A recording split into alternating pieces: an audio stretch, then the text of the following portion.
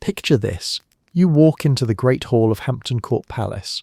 The air is thick with roasted meat, the sound of clanging pewter, and the faint hum of a lute trying its best to be heard over 400 people, talking about how wonderful the king's sleeves look. You're not just attending dinner, you're entering a live-action performance of wealth, status, and cholesterol. Because for Henry VIII, eating wasn't about survival, it was about domination, culinary and political. Each banquet was a statement to his subjects and foreign ambassadors alike. I am England, I am divine, I am very, very full. At the heart of Henry's banquets was a dazzling display of control and spectacle. Food was his favourite weapon, served on golden plates, cooked in monstrous quantities, and presented with enough drama to make Shakespeare weep with envy. It wasn't unusual for a feast to include over 1,000 dishes, spread across multiple courses, each more outrageous than the last. Picture swans glazed with gold leaf, pies that breathed fire, and entire castles made of sugar. Subtlety wasn't in the Tudor vocabulary. If something wasn't glistening, groaning, or moving, it probably wasn't fit for the king's table. Hello, travellers. Histories do not always need to be boring. You can rest here and listen to hilarious histories to drift off to sleep. Before we continue, leave a comment to let me know when and where you're listening to this, and hit the subscribe button, but only if you enjoy what I do here. Let's begin. This obsession with excess wasn't random, it was political theatre at its finest. England in the 16th century was clawing its way out of medieval modesty and into Renaissance swagger. The court had to look powerful, cultured, and endlessly prosperous. Henry used banquets like propaganda rallies. Everyone who mattered was invited, everyone who didn't stayed home hungry, and everyone who attended left both impressed and intimidated. His feasts were choreographed down to the last ladle. The order of dishes symbolized hierarchy, wealth, and divine favor. Even the way food was served by rank, not hunger, reinforced the social order. It wasn't about eating well, it was about knowing your place while watching the king eat better. And then there was Henry himself, the star of the show. He didn't just sit and dine, he performed dining. Imagine him at the head of the table, bedecked in jewels and brocade, his goblet the size of a toddler, laughing at courtiers' jokes that weren't funny but needed to be. Every bite he took was an act of power. Every swallow reminded England who was in charge. When foreign ambassadors visited, they didn't just see a monarch, they saw an empire in motion, one that could feed hundreds at a whim. Food was diplomacy with sauce. The logistics behind these spectacles were nothing short of miraculous. Feeding a royal household wasn't a simple matter of what's for dinner, it was an army operation. The great kitchens of Hampton Court were designed to sustain daily feasts, with over 200 staff members sweating, chopping, roasting, and boiling enough to feed a small village, because in many ways, that's exactly what they were doing. The kitchens consumed thousands of pounds of meat a month, gallons of ale, mountains of bread, and barrels of spices that cost more than most homes. The operation ran like clockwork, or at least like Tudor clockwork, loud, smoky, and slightly dangerous. Even the seating arrangements were carefully crafted expressions of hierarchy.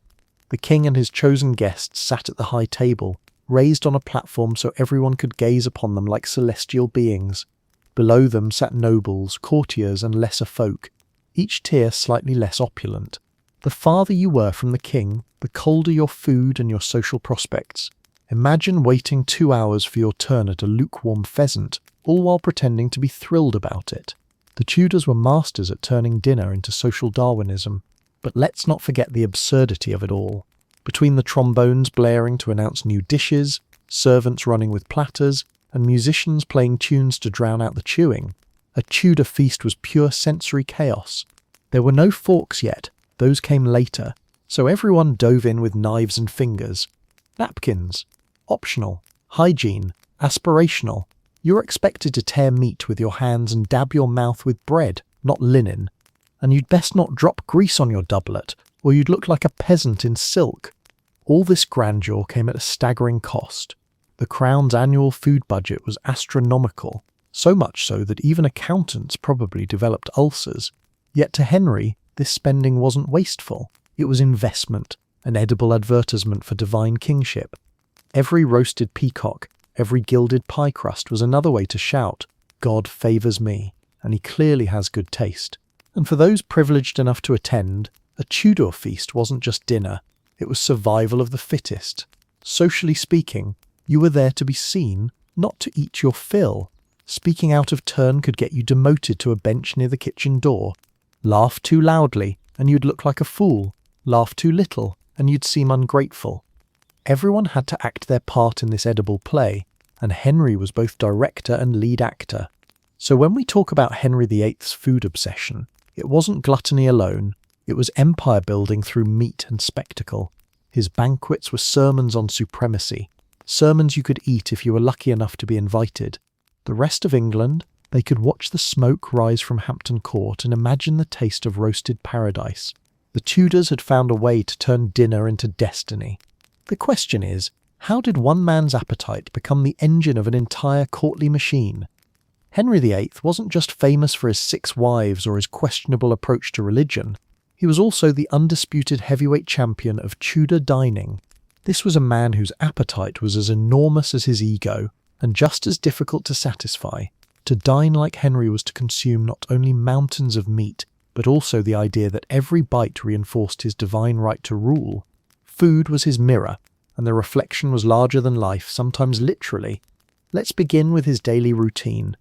The King's Day started early, often with what we might call breakfast, but what he would have called a light pre-banquet snack. While most commoners began their day with stale bread and ale, Henry's mornings began with platters of cold meats, cheese, sweet rolls, and spiced wine. Imagine starting your workday by demolishing half a cow before 9 a.m. Henry's light meals would send most of us straight back to bed or to the emergency room, but for the king, this was just stretching before the real meal began. His main meal of the day, dinner, which in Tudor times meant lunch, was a full-blown military campaign. Every dish was a declaration that England's king feared no famine. Chroniclers described meals of roasted venison, capons, pheasants and swans, all swimming in rich sauces made with imported spices and sugar that cost a small fortune. The king didn't nibble, he feasted. He was known to consume the kind of calories that could fuel an army, and in a sense he did, his own personal army of cooks, carvers and tasters. Henry's relationship with food was deeply symbolic. To the court, his appetite wasn't a flaw, it was a performance of abundance. The more he ate, the more it proved that England was thriving. A hungry king was a weak king.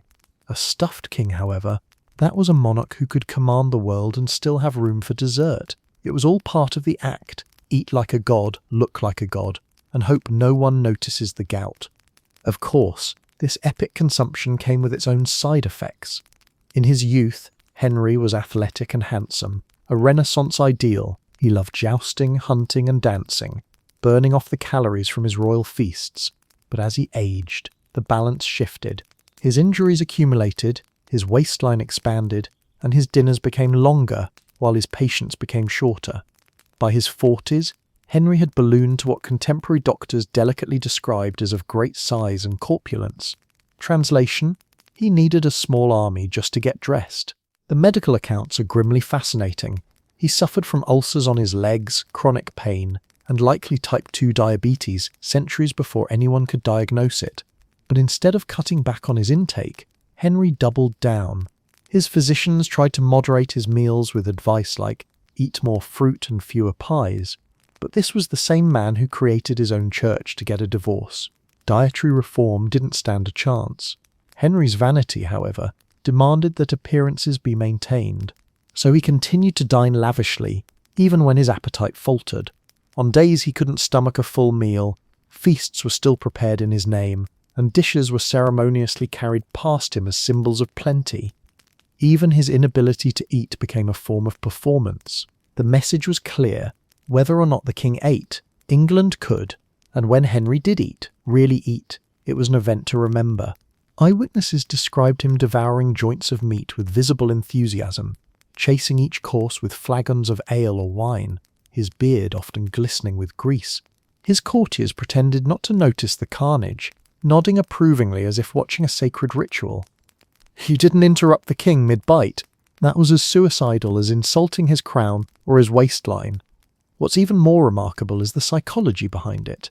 For Henry, food was not just pleasure, it was power disguised as indulgence.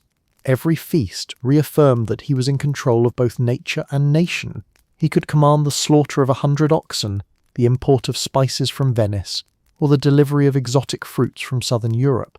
In a world where famine was a constant fear, Henry lived as if hunger had been permanently abolished. His dining room was the front line of royal propaganda, but beneath the gold and grease there was insecurity. As Henry aged and his health declined, his appetite became one of the few realms he could still rule absolutely. He couldn't stop his leg from festering, or his wives from disappointing him, but he could still command an endless parade of roasted delicacies. Food filled not only his belly, but also the void left by his waning youth and power. Each feast was a reminder to himself most of all that he was still the master of plenty, and yet the irony of it all is almost poetic. His immense appetite, which had once symbolized strength and prosperity, ultimately became the embodiment of decay. By the time of his death in 1547, Henry was so swollen and infirm that he could barely move. The man who had once devoured England now seemed consumed by his own excess. It was as if his banquets had finally turned on him. Still, the legend of Henry's hunger endures, larger than life just as he intended. In the Tudor imagination, he was not a man but an appetite in human form. To eat like Henry VIII was to live dangerously, laugh grandly, and die expensively. The king's stomach had become the throne's most reliable instrument of power, and perhaps its most dangerous one. If Henry VIII's banquets were theatre, then the kitchens of Hampton Court Palace were the backstage chaos that made the magic possible. A roaring, smoky, meat-sizzling, sweat-soaked machine of medieval logistics that could rival a small industrial town. While the king strutted beneath chandeliers and gold plate, an entire army of cooks toiled below, feeding the fantasy one roast at a time. Step into the Hampton Court kitchens, and you're stepping into the beating heart of Tudor excess. Covering over 55 rooms and sprawling across nearly a third of the palace's ground floor, this wasn't a kitchen, it was a medieval metropolis. At its peak, it employed around 200 full-time staff members dedicated solely to feeding the royal household, not to mention the occasional visiting ambassador, noble or foreign dignitary who dropped by expecting a 10-course meal and a show. The hierarchy was as precise as any royal court. At the top stood the master cook, an unsung general commanding his culinary troops. Beneath him were ranks of specialists, bakers, butchers, brewers, confectioners, and spit boys, young lads who spent 12-hour shifts rotating massive roasting spits by hand in front of infernal fires. It was a job that came with two guarantees: lifelong smoke inhalation and the smell of beef permanently fused into your soul. These poor boys didn't need tanning beds, they were slowly cooked from the outside in. The sheer logistics of running Henry's kitchens were mind-boggling. Each day, they processed about 1,000 pounds of meat, hundreds of loaves of bread, and rivers of ale. On feast days, that number tripled. Imagine trying to organise a grocery list that reads like an agricultural census: 600 chickens, 100 sheep, 40 deer, 20 swans, 200 gallons of ale, 1 ton of firewood, and don't forget the 300 pies. If medieval kitchens had whiteboards, this one would have looked like the world's most chaotic war map. The space itself was designed for non-stop production. Gigantic fireplaces lined the walls, some big enough to roast an entire ox whole. Cauldrons bubbled with soups and stews thick enough to double as mortar. Knives, cleavers and ladles hung everywhere like medieval weapons. Floors were slick with grease and trampled rushes, the air filled with a perfume of meat, ash and sweat. One visitor in the 16th century noted that entering the royal kitchens was to enter hell itself, but with better seasoning. And let's not forget the bakers, the unsung heroes of the Tudor diet. They worked in separate rooms to avoid contaminating their precious dough with the meaty fumes next door. Bread wasn't just a side dish, it was a social marker. Each type of loaf was baked for a specific rank of diner, from the pure white manchet reserved for nobles to the coarse brown maslin made for servants. If your bread came out pale and fluffy, congratulations, you were upper class. If it was dense enough to build a house with, welcome to the kitchen crew. The kitchen also had entire rooms devoted to butter, salt, spices and sugar, each guarded like treasure. Spices like pepper and saffron were worth more than gold, so there were even officials whose job was to count and secure them daily. Lose a few ounces of cinnamon, and you'd better start writing your will. Working conditions were, in a word, brutal. The heat from the fires could reach unbearable levels, especially in summer. Spit boys fainted, cooks burned themselves, and everyone smelled like smoke and sweat. Yet despite this misery, the operation ran like clockwork. Orders came from the royal steward. Recipes were written in sprawling ledgers, and teams moved in unison. One butchering, one roasting, one plating. Every dish had a schedule, and God help the man who served the wrong swan to the wrong duke. Food safety was, let's say, creative. With no refrigeration, meat had to be salted, smoked or boiled to survive more than a day. It said the kitchens reeked of brine and spice, both used to disguise questionable freshness. And yet, Henry demanded nothing but the best. Cooks risked everything to ensure perfection. A spoiled dish could mean demotion, or worse, suspicion of sabotage. In Tudor politics, even bad soup could be treasonous. What's remarkable is how self-sufficient this culinary empire was. Hampton Court had its own fish ponds, orchards, game reserves and gardens to supply fresh ingredients. Its brewhouse churned out barrels of ale daily, about 600 gallons a day to quench the court's constant thirst. The bakehouse operated around the clock, while the boiling house and pastry kitchen specialised in elaborate pies that could feed dozens at once. This was not a kitchen for one man. It was the food engine of an entire kingdom. And the noise, all the noise, between the roaring fires, clattering pots, barking orders, and general chaos, you could probably hear the kitchens from across the Thames. The cooks communicated in a mix of shouts, curses, and hand gestures, all while dodging flying bones, sloshing stew, and the occasional knife hurled in frustration. Yet somehow, by evening, the miracle happened. Hundreds of steaming dishes emerged from the chaos, ready to impress the court above. For the people who worked here, life was hard but stable. Few could boast such steady employment. Many were lifelong servants, part of dynasties of royal cooks who passed recipes and burned scars from father to son. To them, the king's appetite wasn't just gluttony, it was job security. Every extra feast meant overtime, and overtime meant bread on their own tables. In the end, the kitchens of Hampton Court were a kingdom within a kingdom. Beneath the silk and ceremony of Henry's feasts lay the grit and grind of hundreds of unsung labourers keeping the illusion alive. The king's plate might glitter with gold, but it was built on the sweat of the men who spent their lives in firelight, turning meat into monarchy. The Tudors loved to say that the strength of the crown rested on the stomach of the king. They just never mentioned who kept that stomach full. If you were invited to a feast under Henry VIII, prepare your stomach and your conscience, because nearly every living creature in England was on the menu. The Tudors didn't just like meat, they worshipped it. It was the edible emblem of power, masculinity, and divine favour. Vegetables were for peasants, monks, and people who had run out of options. A true Tudor noble didn't eat a balanced diet. He balanced meat on his knife and called it civilization.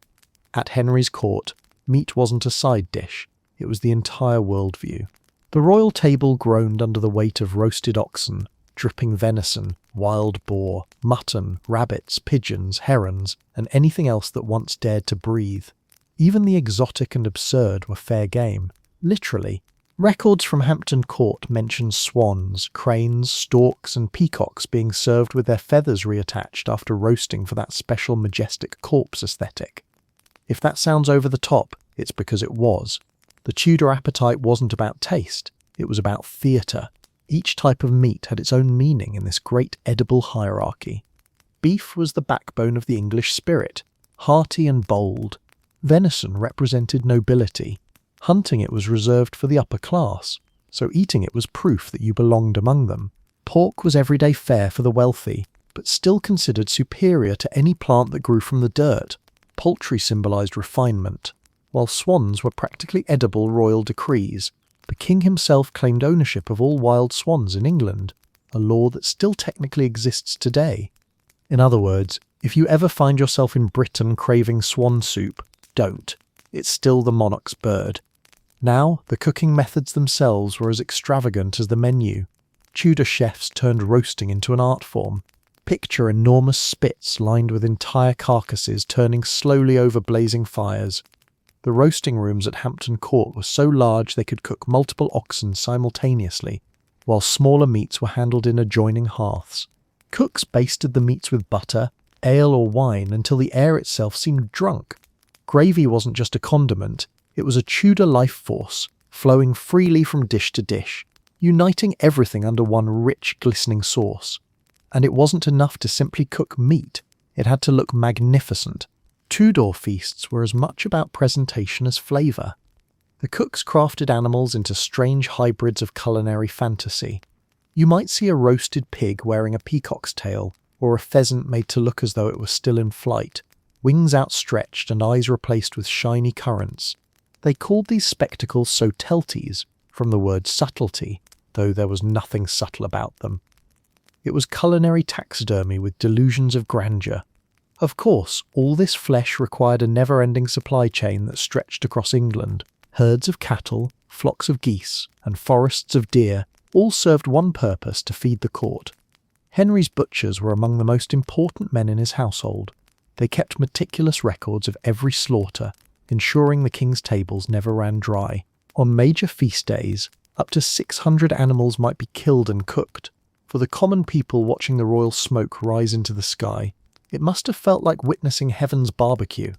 But the obsession went beyond hunger. It was ideology. To eat meat was to be English, Christian, and civilized. The Tudors believed that eating animals gave strength and courage, while plants made you weak or melancholic. In their eyes, herbivores were prey, not role models. A plate of boiled greens was almost a moral failure. Even physicians of the time encouraged diets heavy in red meat, insisting it produced warm blood and noble humours. Translation: meat made you virile, important, and slightly constipated. And what about the poor vegetables? They existed, but only as background characters. Peas, leeks, onions, and cabbage made brief appearances in stews or sauces, mostly to pad out the meat. Salads were practically scandalous. Raw vegetables were considered dangerous and uncivilized. The idea of eating leaves straight from the ground seemed one step away from grazing. A Tudor noble caught eating lettuce alone might have been suspected of heresy or madness. Meat-eating also served another purpose: control. The right to hunt was reserved for the elite, and with it came access to the best game. The forests were the king's domain, patrolled by gamekeepers who made sure no commoner so much as glanced at a deer without permission. Poaching wasn't just theft, it was rebellion. To steal the king's venison was to challenge his authority itself. So when Henry feasted, he wasn't just indulging, he was reminding everyone that all the beasts of England on land or in water ultimately existed for his table. But even royal digestion had its limits. The Tudors' love affair with meat came with consequences: constant indigestion, gout, and the occasional culinary disaster. Dishes were often oversalted, overcooked, or swimming in sauces designed to disguise their age. Let's just say refrigeration wasn't part of the Tudor toolkit. Still, the king demanded perfection. If a dish came out poorly roasted, the cook risked punishment, or at the very least, the eternal shame of serving subpar mutton to a monarch who could decapitate people before dessert. For all its absurdity, this carnivorous culture shaped England's national identity for centuries. The phrase beefeater, later used for the Tower Guards, wasn't just a nickname, it was a badge of pride. To be English was to eat like Henry, heartily, proudly, and without apology. In the Tudor world, meat was more than food, it was philosophy, politics and performance. Every joint of beef was a royal proclamation, every roasted swan a declaration of divine order. The Tudors devoured animals the way they devoured power, with both hands, eyes closed, and no regrets. Behind every golden platter at Henry VIII's table lay an invisible army of men with knives, carts, and the stamina of saints. Feeding the Tudor court wasn't simply cooking, it was a logistical marathon across an entire kingdom. When you're serving hundreds of courtiers, dozens of foreign ambassadors, and one man who considered moderation a personal insult, your pantry can't just be stocked. It has to resemble a functioning economy. The royal supply chain was a miracle of organisation and occasional chaos, a living, breathing prototype of industrial food management centuries before the word logistics even existed. The story begins long before the feast bell rang. Henry's kitchens might have been the stage, but the supply lines that fed them stretched across England. Everything meat, fish, grain, fruit and spice had to be sourced, slaughtered, salted, and shipped to court in perfect timing. There were no trucks, no refrigeration, and no sorry shipment delayed due to weather. There were horses, barges, and a whole lot of prayer. If even one cart broke down in the mud, half the court went hungry, and the king went ballistic. The unsung heroes of this empire were the royal purveyors and butchers. These were men who travelled across the countryside, buying and requisitioning food on behalf of the crown. Their authority was nearly absolute. They could enter markets, seize goods and pay later, sometimes much later. Royal accounting was less prompt payment and more eventual promise. Local farmers often dreaded seeing a royal purveyor approach. It meant their best oxen were about to be donated to the glory of God and Henry's belly. Once procured, the slaughtering began, and it was done with grim efficiency. The royal butchers were professionals, skilled in turning living creatures into roast-ready masterpieces.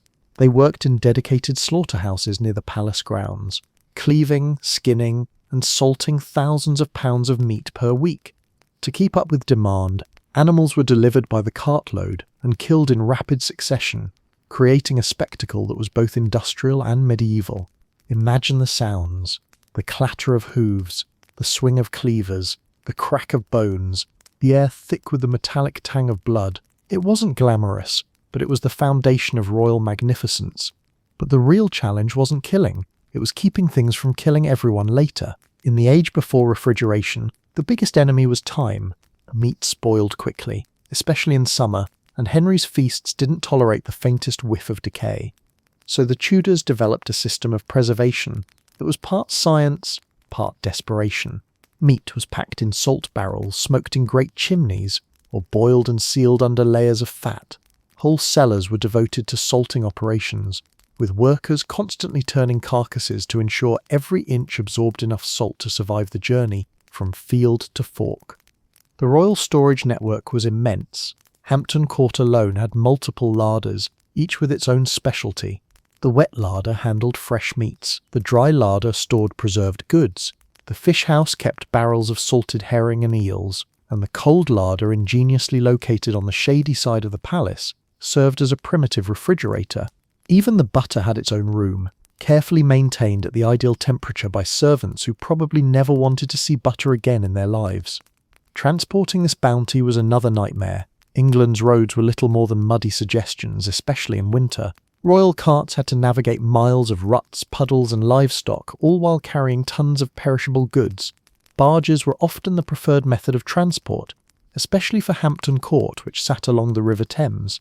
Supplies floated down from London docks in convoys, guarded and inventoried to the last barrel. The river became a conveyor belt of abundance, England's first aquatic supermarket aisle. The efficiency of this network was staggering. On any given week, thousands of items passed through it. Barrels of ale from the royal brewhouse, sacks of flour from nearby mills, game from royal forests, fruit from orchards, and even ice imported from frozen ponds in winter. Every delivery was checked by the clerks of the kitchen, men whose entire lives revolved around counting things in panic. Every ox, every loaf, every egg had to be accounted for in the royal ledgers. Lose a single peacock and someone's head, metaphorically or not, could roll. But this enormous system also came with scandals. Purveyors were notorious for skimming profits, overcharging local farmers, or delivering slightly used goods. Some even formed black markets on the side, selling royal provisions meant for the palace back to the public. The king's auditors fought a never-ending battle against corruption, one barrel of spoiled venison at a time. The phrase "cooked the books" might as well have originated here, because sometimes they really did. All this work wasn't just about keeping Henry happy, it was about keeping England running smoothly. A royal feast was a national event. The supply chain created jobs for farmers, fishermen, millers, brewers, and tradesmen across the land. Every cow slaughtered for the king's dinner supported dozens of other workers along the way. Feeding the court was an entire economy in motion, a Tudor version of trickle-down economics, where the trickle was gravy and the down was everyone else. Still, the stakes were sky-high. A single delay could trigger panic. If a shipment of wine spoiled or the saltfish went bad, you didn't just get a stern memo, you faced the wrath of men who believed divine order depended on dinner being served on time. Being a royal supplier was both an honour and a death wish. Through this staggering machinery of procurement and preservation, the Tudors achieved something extraordinary. They turned food into a national infrastructure. It was the circulatory system of royal power pulsing with ox blood and ale. Henry's empire wasn't built solely on swords and ships. It was built on barrels, carts, and butcher's hooks. So the next time someone praises Henry VIII's banquets, remember that behind every roast peacock stood miles of mud, salt, sweat, and paperwork. It took an entire country to keep one man fed. For a man who devoured meat like it was a sport, Henry VIII lived under some surprisingly inconvenient dietary rules. Tudor England, being staunchly Catholic for most of Henry's reign, well, the first half anyway, had a calendar so full of fasting days that you'd think heaven was running a medieval weight loss program. On paper, the church demanded abstinence from meat for around 150 to 200 days a year. Fridays, Lent, Advent, Ember Days, vigils, saints' feasts, and any other occasion a priest could find an excuse for. In practice, it meant that half the year, the royal kitchens had to swap the scent of sizzling oxen for the aroma of fish. Now, to a modern listener, this might sound like a healthy switch, a chance to cleanse the royal arteries, but to a Tudor chef, it was a creative nightmare. Henry's court didn't do moderation. You can't simply tell the most powerful man in Europe that he can't have roast beef and expect him to nibble politely on herring. The Tudors' solution: turn fish into meat's dramatic understudy. Every Friday, the entire palace transformed. Gone were the mountains of venison and wild boar. In their place came battalions of eels, cod, salmon, sturgeon, and pike. The royal larders swelled with barrels of salted herring imported from the North Sea, dried stockfish from Norway, and freshwater catches from the royal estates. The Thames itself was a royal buffet, stuffed with perch, carp, lampreys, and the occasional eel wriggling into a pot that wasn't quite ready for it. But this wasn't just about diet, it was about devotion. Eating fish symbolized humility, self-control, and obedience to the church. It reminded the faithful that the body should not dominate the soul, even if that body belonged to a king whose belt size could challenge architectural limits. The irony, of course, was that Tudor fasts were anything but humble. When Henry was told not to eat meat, he simply replaced it with an equal or greater quantity of fish, lavishly cooked, elaborately spiced and swimming in butter. The spiritual act of abstinence quickly turned into another excuse for indulgence. The Hampton Court kitchens had entire departments dedicated to fish. There was a fish court, a wet larder for fresh catches, and a salt fish house for preservation. When the church said no meat, the royal cooks heard invent seafood madness.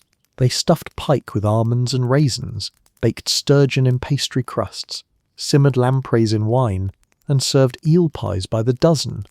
If it came from the water, it came to the table, and if it didn't, they made it look like it did. There are actual recipes for mock fish pies made out of almonds shaped like eels.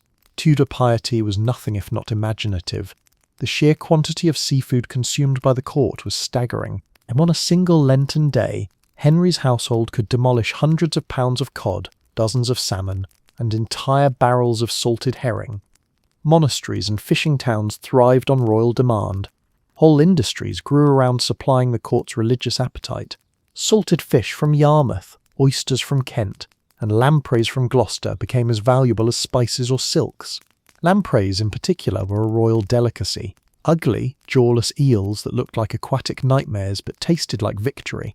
Legend has it that one of Henry's ancestors, King Henry I, actually died from overindulging in lampreys, proving that even holiness can have fatal consequences when dipped in butter. Of course, there were also the practical challenges of storage. Fresh fish spoiled faster than Tudor diplomacy, so keeping it edible required a mix of ingenuity and salt thick enough to desiccate a small horse.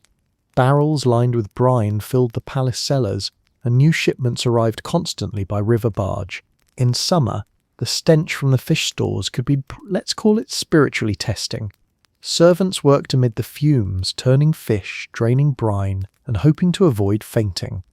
Religious obedience, it turns out, smelled like low tide. Yet despite the discomfort, these fish days had a ripple effect far beyond the palace. They sustained the English fishing industry and gave coastal towns a reliable royal customer. The church's dietary laws inadvertently kept fleets sailing, ports busy, and trade routes alive. Fasting may have been about salvation, but it also fed the economy. You could say God's plan included a healthy dose of commerce. And then came Henry's famous spiritual plot twist, the break from Rome. One might assume that once the king declared himself head of the Church of England, he'd gleefully banish fish days forever. But no, old habits and fishing interests die hard. Even after splitting from the Pope, Henry maintained the tradition. Why? Because the fishing trade was too profitable to destroy. For all his defiance, he wasn't about to anger half the economy for a steak. In a grand display of Tudor irony, the Reformation didn't free England from fasting, it rebranded it as patriotic. Eating fish became a declaration of English industry, rather than papal obedience.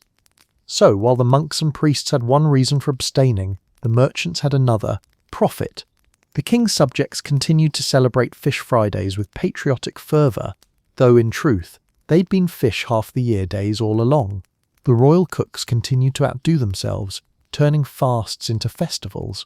They even created dishes that blurred the line between fish and fantasy, like dolphin-shaped pies and crusted sturgeon, designed to resemble roasted oxen.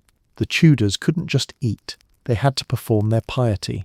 By the end of Henry's reign, the balance between faith and feast had tilted firmly toward feast. The Church's rules might have intended humility, but in Tudor England, restraint was just another opportunity for extravagance. Even when they were fasting, they were flaunting. So next time someone sighs about skipping meat on a Friday, remember the Tudors. They endured half the calendar in fishy devotion, not out of guilt but with gusto. Their faith was measured not in sermons but in barrels of herring. If Henry VIII's court had an addiction besides power and pastry, it was spice. Not the mild dash of pepper sort of spice you'd find in a modern cookbook. No, the Tudors treated spices like social currency, exotic proof that they were plugged into a global network of conquest and commerce. In an age before iPhones, your pantry was your status symbol, and nothing screamed "I'm rich," quite like a pie that smelled faintly of the Indian Ocean. Cinnamon, cloves, nutmeg, ginger, mace, pepper and sugar. All of these rare luxuries had to travel thousands of miles through perilous seas, deserts and markets before reaching English tables. The journey alone was enough to double their value with every stop. Spices originated in Southeast Asia and India, traded by Arab merchants, sold to Venetian middlemen, and then finally purchased by English agents who paid absurd sums for tiny quantities. By the time those spices reached Hampton Court, a single ounce of cinnamon could cost as much as a labourer earned in a month. Sprinkle that on your mutton, and you weren't just seasoning dinner, you were seasoning your ego. And nobody understood the performance value of spice quite like Henry VIII. For him and his court, spices weren't just ingredients, they were statements. A well-spiced dish told your guests, "I control trade routes you've never heard of." Tudor cooks poured spices into everything. Stews, roasts, pies, sauces, even drinks. A roasted capon might be dusted with ginger, soaked in wine, stuffed with dates and glazed with sugar. Because why stop at flavour when you could also induce sensory confusion? The obsession reached absurd levels. Sugar, for instance, was both ingredient and art form. The Tudors didn't just sweeten their food, they sculpted it. Tables glittered with subtleties, delicate sugar constructions moulded into castles, mythical beasts and religious scenes. Some banquets ended with entire edible landscapes, sugar mountains, almond rivers and pastry nights. It was less dessert and more architectural digest, but sticky. If Instagram had existed, every Tudor feast would have broken the algorithm. Pepper, meanwhile, was the backbone of Tudor cuisine. It wasn't just for flavour, it was for survival. Without refrigeration, pepper masked the taste of meats that had been hanging around a bit too long. The result was a kingdom perpetually addicted to black dots and bold aromas. Whole ships were financed just to bring pepper to England. Their voyages so treacherous that when one returned, the profit margins were astronomical. The phrase "worth its weight in gold" was not poetic exaggeration, it was a literal business model. Nutmeg and cloves were particularly precious, imported from the faraway Banda Islands, tiny specks in the vast Indonesian archipelago that few Englishmen could even locate on a map. Owning nutmeg was like having a private diamond mine. The Tudors grated it into pies, tossed it into wine, and even sprinkled it on fruit. It wasn't about balance or restraint. Tudor flavour philosophy was simple. If one pinch is good, 8 handfuls must be divine. And let's not forget cinnamon. Sweet, warm and intoxicating, it flavoured everything from puddings to potages. Chroniclers record that the scent of cinnamon often filled entire banqueting halls, mingling with roasting meats and perfumed candles, until the air itself smelled like a medieval bakery having an identity crisis. To dine in Henry's court was to inhale wealth. Of course, this mania for spice wasn't just culinary, it was political. Spices represented the Tudor world's growing hunger for global influence. England was still a newcomer in international trade, overshadowed by the Portuguese and Spanish empires that dominated the spice routes. But importing these goods gave the illusion that England too had a hand in the game. Every banquet loaded with cinnamon and clove was a declaration: we may not rule the world yet, but we can afford to eat like we do. The king's kitchens kept detailed inventories of these precious imports. Locked chests stored sacks of sugar and spice under guard. The yeoman of the spicery, a real job title, and possibly history's best-smelling occupation, was responsible for measuring, securing and distributing every grain and pod. Theft was a serious crime. A missing jar of nutmeg could launch a full investigation. Servants caught pilfering so much as a teaspoon risked punishment worse than dismissal. They risked being permanently seasoned out of royal favour. Meanwhile, ordinary people could only dream of such luxuries. A peasant might go their entire life without tasting sugar, their only sweetness coming from honey. For most of England, spices were mythical, heard about in church sermons or ballads, but rarely seen. When merchants passed through towns with pepper for sale, crowds gathered just to smell it.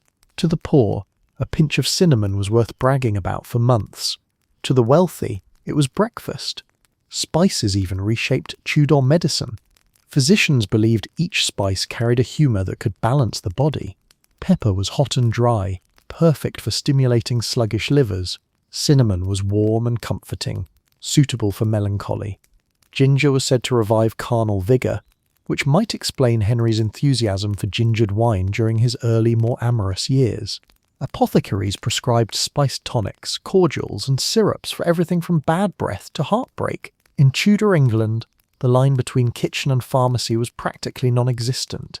But for all their glamour, spices were also symbols of inequality. Every dish served in Henry's court shouted excess, while the rest of the country subsisted on bland porridge and rough bread.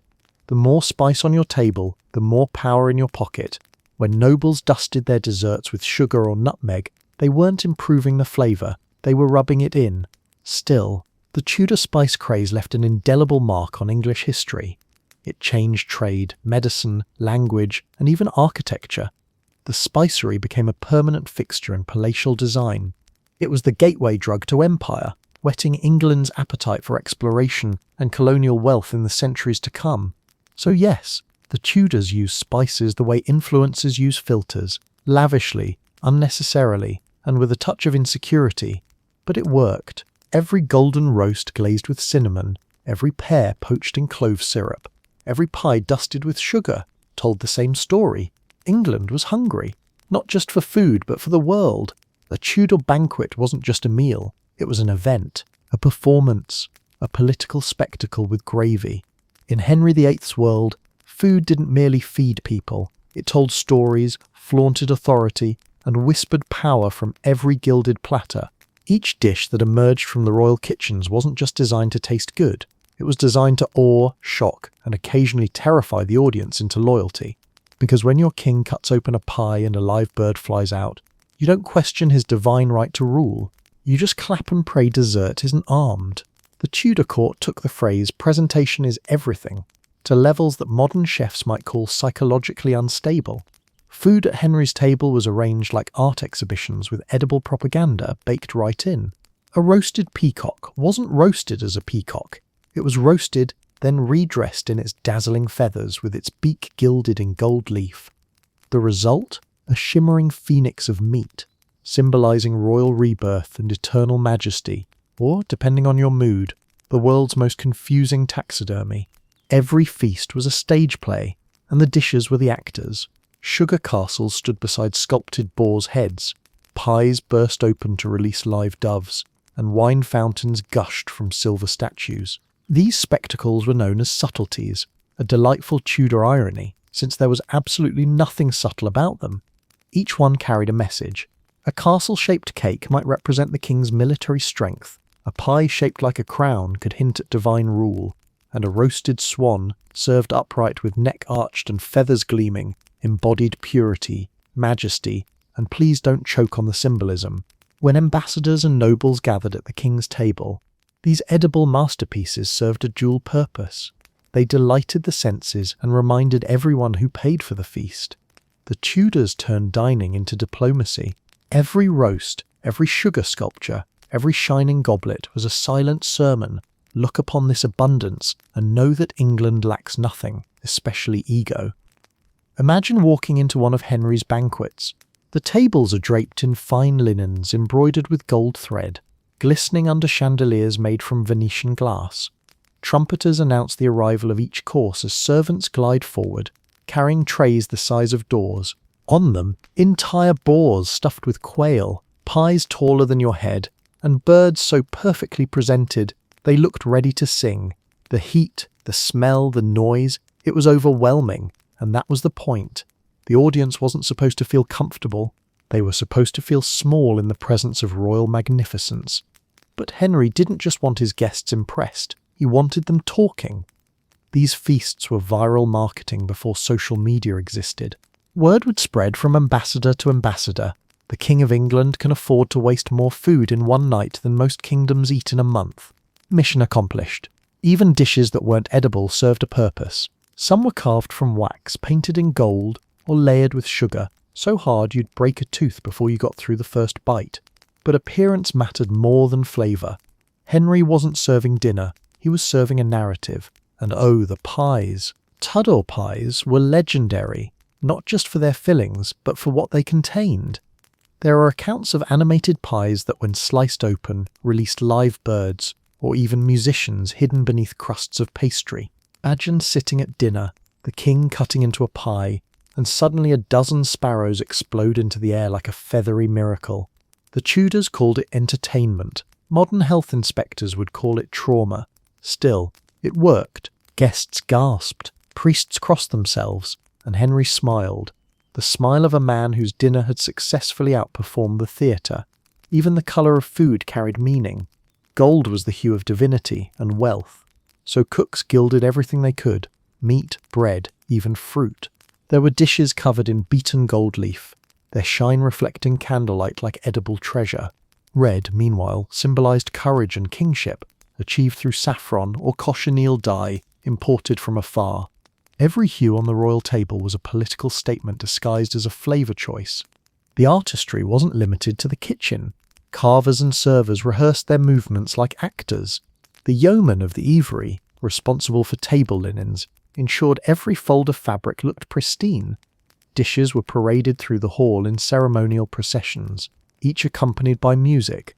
The choreography was so precise that even the way a roast was presented, a boar's head facing the king, had its own rulebook. Food didn't just arrive, it entered, like a royal decree wrapped in pastry. Of course, this extravagance didn't come cheap. The preparation for a single banquet could take weeks. Carpenters built sugar moulds, painters gilded fruit, seamstresses embroidered tablecloths. The bill for one night of culinary diplomacy could feed several villages for a year, but extravagance was the whole point. The Tudor monarchy thrived on spectacle. To appear less magnificent was to risk looking weak, and Henry VIII never, under any circumstances, looked weak. For the cooks and craftsmen behind the magic, these banquets were both triumph and terror. One mistake, one undercooked swan, one broken sugar sculpture, and the king's wrath could be immediate. There are tales of trembling servants watching their creations paraded through the great hall, praying that no pie would collapse and no roasted boar would shed its crown of fruit. If the dishes dazzled, they might earn a rare royal smile. If not, well, let's just say career advancement was unlikely. But when everything went right, a Tudor banquet was an experience unlike any other. Guests left half-dazed, bellies bursting, ears ringing from music and applause, their minds seared with the image of edible castles and roaring pies. It wasn't food, it was propaganda on a plate, an edible empire where flavour bowed to power. In Henry's England, to dine was to witness authority. Every dish declared divine favour, every presentation confirmed order, and every bite reminded guests that even their taste buds belonged to the king. Because in Tudor politics, you didn't just rule, you served it hot, gilded and preferably still moving. When it came to dining at Henry VIII's court, putting food in the king's mouth was not a casual affair. It was a multi-stage operation involving a hierarchy so complicated it could have rivaled a military campaign or a modern corporate structure. In fact, if the Tudor court had invented LinkedIn, the food department alone would have hundreds of titles: yeoman of the mouth, sewer of the chamber, gentleman carver, cupbearer extraordinary, server of the ewery, and possibly lord of the napkin if wrinkled. Because in Henry's palace, eating was governance, and feeding the king was an act of state. Every bite was monitored, managed, and performed by an elite team of professionals whose sole purpose was to make sure His Majesty didn't die, choke, or accidentally eat something unworthy of his royal palate. Let's start with the most glamorous and most nerve-wracking of these positions, the royal taster. Before Henry's food ever approached his lips, it passed through the mouth of another brave soul who sampled it for poison. This wasn't paranoia, it was protocol. Tudor politics were a contact sport, and a single sip of the wrong wine could turn succession into a national emergency. So, the taster's job was simple yet terrifying. Eat first, live hopefully. They'd sample each dish and drink in full view of the court, then wait a few minutes to make sure they didn't collapse. If they stayed upright, the feast could continue. If not, well, the king might reconsider dessert. Next came the gentleman carver, whose task was to transform enormous roasts into elegant servings before the king's eyes. This was no mere kitchen chore, it was a refined art form. Carving in Tudor England required not only skill, but also choreography. The gentleman carver was trained in ceremonial gestures, each slice performed with precision, grace, and perhaps just enough flair to catch the king's approving nod. Imagine doing delicate knife work in front of hundreds of nobles while knowing that one slip might ruin your reputation or your fingers. Then there was the sewer of the chamber, and no, it's not as disgusting as it sounds. In Tudor terminology, sewer came from the French, a sewer, meaning to seat. This officer was responsible for organising the courses and directing how the food was brought to the table. Think of him as the Tudor equivalent of an event planner with military discipline and a sense of theatre. He decided when the trumpets would sound, which dishes appeared in what order, and where each platter should be placed before the king. In essence, he was the director of the royal dinner's drama, but presiding over all this was one of the strangest titles in English history, the yeoman of the mouth. This elite servant was in charge of managing the king's actual act of eating.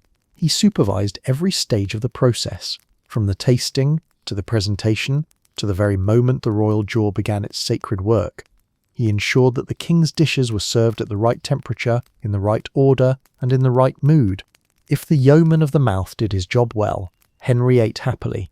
If not, he risked becoming unemployed faster than you can say bring the swan. The yeoman's duties extended beyond serving. He guarded the king's utensils. Silverware was precious, and the royal fork was a weapon-grade heirloom.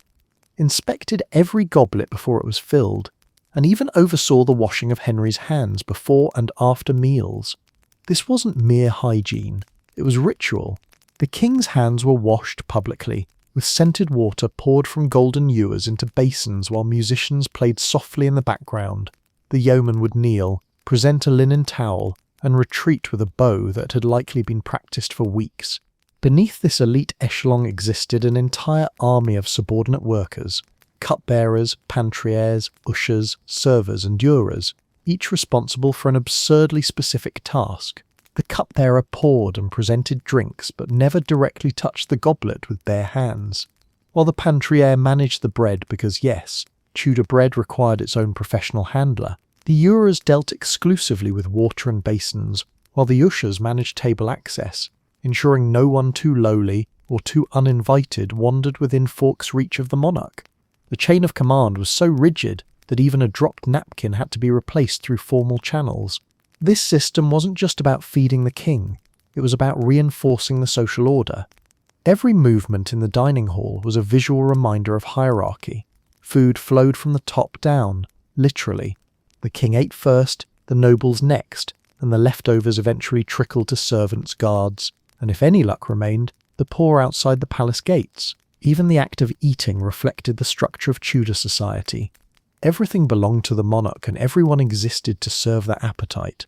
For those who worked close to the royal mouth, the job came with enormous pressure but also prestige. A yeoman of the mouth was trusted with the king's life several times a day. That level of proximity made them powerful figures within the court. A kind word from them could open doors. A frown could ruin careers. They knew secrets, overheard gossip, and occasionally witnessed royal moods best left unreported. To be Henry's mouth manager was both a privilege and a hazard, one that came with a fine salary and a daily chance of death by mistake. But here's the kicker. This entire elaborate ballet of service, this precision choreography of tasters, carvers and ewers, was designed to project stability. To the courtiers watching, it wasn't just about safety or protocol. It was about power rendered visible through ritual. The king's every meal became a miniature performance of governance, order, loyalty and divine right, playing out in the choreography of knives and napkins. By the end of a feast, after hundreds of hands had prepared, tasted, carried, sliced and presented, the yeoman of the mouth would quietly step back into the shadows, his duty done, until the next meal began. The performance would reset, the hierarchy restored, and the kingdom once again reassured that all was well, as long as the king was fed. In Henry VIII's court, food wasn't just sustenance, it was the bloodstream of monarchy, and the yeoman of the mouth was the beating heart behind the banquet. Dining in Henry VIII's court wasn't simply about eating, it was about surviving a minefield of etiquette, so complex that even breathing too enthusiastically might earn you side-eye from a duke. The Tudor table was a stage for manners, an intricate social ballet where a misplaced napkin or an over-enthusiastic bite could destroy your reputation faster than a bad sermon. The food might have been extravagant, but the performance was the real feast. From the moment you were invited to dine, your status determined everything: where you sat, what you ate, and who you pretended to laugh at. Seating was arranged strictly by rank, with the king perched like a sun god at the high table. The closer you sat to him, the more prestigious your existence, and the hotter your food. Guests at the far end of the hall might as well have been eating leftovers from the previous reign. Once seated, you had to know the rules, an entire invisible rulebook of gestures, courtesies and prohibitions that would make Emily Post faint. For instance, you didn't just sit down and start eating.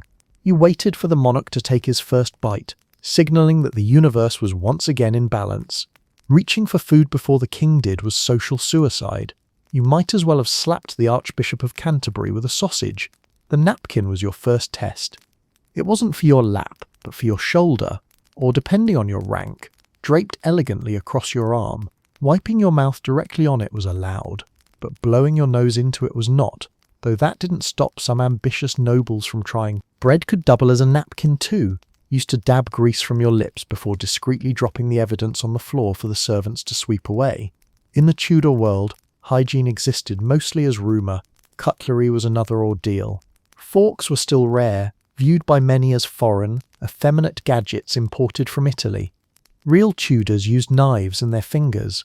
The proper technique involved spearing a chunk of meat, slicing delicately, and then using the same blade to lift it to your mouth without impaling your dignity.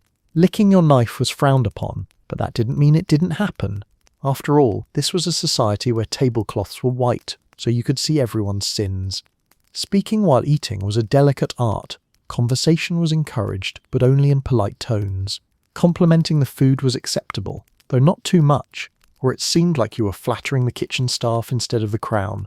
Politics was strictly off limits. Religion was dangerous. Safe topics included hunting, horses, and how magnificent the king looked that day. Eye contact with Henry was risky. Too little made you seem cold, too much made you seem ambitious, and ambition was always fatal in large doses. Then there were the don'ts. Don't scratch, don't slouch, don't pick your teeth with your knife, don't reach across someone's plate, don't laugh too loudly, lest you drown out a baron's anecdote about falconry, and whatever you do, don't drop anything. Spilling wine on your neighbour's velvet doublet could cause an inter-family Cold War that lasted decades. One misplaced gravy splash could offend someone's cousin's barony and end your court career in under a minute. Animals were a particular hazard. At lavish feasts, dishes like roasted goose or whole peacock were served intact. head, feathers and all. It was easy to accidentally flick grease onto your neighbour or lose control of a wing joint while carving. Chronicles record an infamous dinner where a nobleman sent an entire goose leg flying across the table and striking a bishop in the face. The bishop forgave him, but the court didn't. The story became legend faster than the goose cooled. And then came the drinking etiquette. Wine was constant, ale was plentiful, and sobriety was optional, but manners still applied. You toasted only when prompted and drank only after the king did. Too many gulps, and you risked looking like a brute. Too few, and you looked suspiciously self-controlled. Tudors walked a fine line between devotion and drunkenness, where grace could quickly devolve into chaos by the fifth cup. Even the act of finishing your meal carried its own rulebook. Leaving your plate completely empty suggested greed, but too much uneaten food implied insult. The correct amount to leave behind was an art form unto itself, a balance between gratitude and restraint, signalling that you were satisfied but not desperate, and heaven help you if you yawned, sneezed, or, God forbid, hiccuped during the king's toast. The Tudors believed the body was a stage for manners, and any spontaneous performance was grounds for humiliation. By the end of the meal, you were expected to rise, bow, and step back gracefully, preferably without knocking over a goblet or tripping on your own dignity. The king's hand-washing ritual closed the feast, and once he stood, everyone followed like marionettes on golden strings. In the Tudor court, dinner was never just dinner. It was a masterclass in self-control, hierarchy, and the endless theatre of survival. You didn't eat to live, you performed to remain alive. If you were lucky enough to dine in Henry VIII's Great Hall, you'd better brace yourself, because dinner was less a quiet evening meal and more a full-scale concert with side dishes. The Tudor dining hall wasn't a room, it was a sensory overload where politics, pageantry, and indigestion met under the same timbered roof. Picture it, the Great Hall of Hampton Court, its hammer-beam ceiling soaring high above banners and shields. Long tables stretch across the floor, candles flickering in tall stands, tapestries glowing with gold thread. Then suddenly, a trumpet blast. The air shifts. The king is coming. Every guest straightens as the heralds cry, "Make way for his majesty." The orchestra strikes up, the crowd bows, and Henry VIII strides in like a celebrity entering his own film premiere. Dinner at court wasn't spontaneous. It was produced. The timing of the music, the order of the dishes, the procession of servants, it was all choreographed to remind everyone of their place in the Tudor galaxy. Each course arrived to fanfare. When the first platters came out, roasted boars' heads, glazed peacocks, steaming venison, the musicians struck triumphant notes and servants marched in formation, carrying the dishes like holy relics. There was no shortage of spectacle. Performers entertained between courses, jesters cracking jokes just shy of treason, minstrels singing tales of royal conquest, and even acrobats tumbling across the floor while trying not to collide with waiters carrying swans on platters. It was chaotic, glorious and deafening. Conversation wasn't so much spoken as shouted politely over the din of lutes and laughter. At some banquets, plays or masques were performed between dishes. Actors in allegorical costumes, perhaps Virtue England or France, defeated again, would parade around the tables.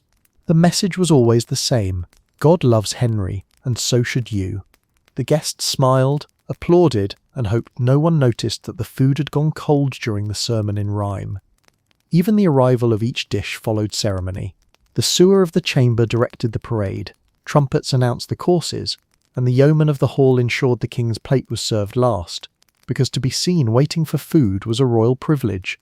The hall's acoustics magnified every sound, the clang of silver goblets, the thud of platters, and the occasional shout when someone's sleeve caught fire on a candle. And the sheer number of dishes. A royal feast might include over 40 courses, dozens of meats, pastries, puddings, and sauces arriving one after another. The smell alone was intoxicating. Roasting meat, perfumed spices, sweet almond tarts, and wine that could knock out a horse. Servants moved like a human tide, replacing trenchers, pouring wine, and clearing carcasses in synchronized chaos. To keep it running smoothly required military precision, and at least 3 backup plans in case someone dropped the gilded goose. Guests were expected to marvel at everything: the grandeur, the music, the king's laughter, even the way the light shimmered off the silverware. Applause wasn't forbidden, it was encouraged. The point wasn't to eat in peace, it was to be dazzled into loyalty. When ambassadors attended, they were overwhelmed on purpose. England's power was displayed not through speeches but through roasted spectacle. Of course, amid all this majesty lurked mayhem. The heat from hundreds of candles made the hall sweltering. The noise was relentless, trumpets blaring, dogs barking, laughter echoing. Some diners fainted, others shouted themselves hoarse, trying to maintain conversation. It wasn't uncommon for drunken nobles to start singing at inopportune moments, forcing servants to drag them away discreetly. Yet, for all the chaos, it was magnificent. The Tudor dining hall wasn't about comfort, it was about message. Every note of music, every roast paraded past the crowd, said the same thing: this is England, and its ruler is divine, wealthy, and capable of drowning you in gravy if he so pleases. By the feast's end, guests staggered out full, dazed, and thoroughly conquered by sound, scent, and spectacle. The trumpets blared one final time, signalling that the great event was over. The hall would soon fall silent again, until the next performance of royal appetite began, because at Henry VIII's court, dinner wasn't a meal, it was monarchy with a soundtrack. In Tudor England, bread wasn't just a staple, it was a declaration of identity. What kind of loaf you ate told the world exactly who you were, where you stood, and how far you might or might not rise. Bread was hierarchy you could chew, a baked embodiment of social order, and in Henry VIII's England, it might as well have been your resume, because people could literally taste your class. At the top of the wheat-based food pyramid sat manchate bread, soft, white, refined, and expensive enough to make a miller blush. Made from the finest bolted wheat flour, painstakingly sifted several times to remove every trace of bran. It was bread for nobles, courtiers, and the occasionally lucky merchant who wanted to pretend he was born into blue blood. Manchate loaves were small, delicate, and fragrant, often baked in rounds the size of a hand. They were as much a display piece as they were a meal, golden-crusted symbols of refinement sitting beside goblets of wine. Eating one said, "I am important enough to afford food that doesn't scratch my throat." For the gentry, bread was an art. It wasn't just about flavour or texture, it was about whiteness. The paler your bread, the purer your status. White flour was costly because producing it meant discarding large portions of grain, and no one below a certain income could afford such waste. This obsession with colour became so extreme that Tudor bakers would sometimes cheat, mixing ground rice or even chalk into their dough to make it appear lighter. Yes, people literally risked mild poisoning to look posh while eating toast. Below manchate came cheat bread, the middle-class loaf of choice. Slightly darker, more filling, and made with a blend of refined and wholemeal flour. Cheat was respectable but not dazzling. It said, "I'm doing well, but I still pay rent." It was the bread of yeomen, merchants, and respectable artisans, people who didn't dine with dukes but at least didn't share dinner with livestock. And then came the humble maslin, or brown bread, dense, coarse, and darker than a London fog, made from a rough mix of wheat, rye, oats, and sometimes whatever grain hadn't been eaten by mice. Maslin was the fuel of peasants and labourers. Its texture was closer to modern fruitcake than baguette, and it could double as a weapon in an emergency. But for most of England it was daily life. A Tudor peasant might eat bread for every meal, breakfast, dinner and supper, with perhaps a hint of onion or cheese if fortune smiled. If the crop failed, people turned to horse bread, made from beans and peas. It filled the stomach but tasted like punishment. Even the way bread was used differed by class. At noble feasts, manchate wasn't just eaten, it was tableware. Instead of plates, diners were served on thick slabs of stale bread called trenchers. After soaking up meat juices and sauces, these edible sponges were handed to servants or the poor waiting outside. Bread became charity by design, a delicious metaphor for Tudor society.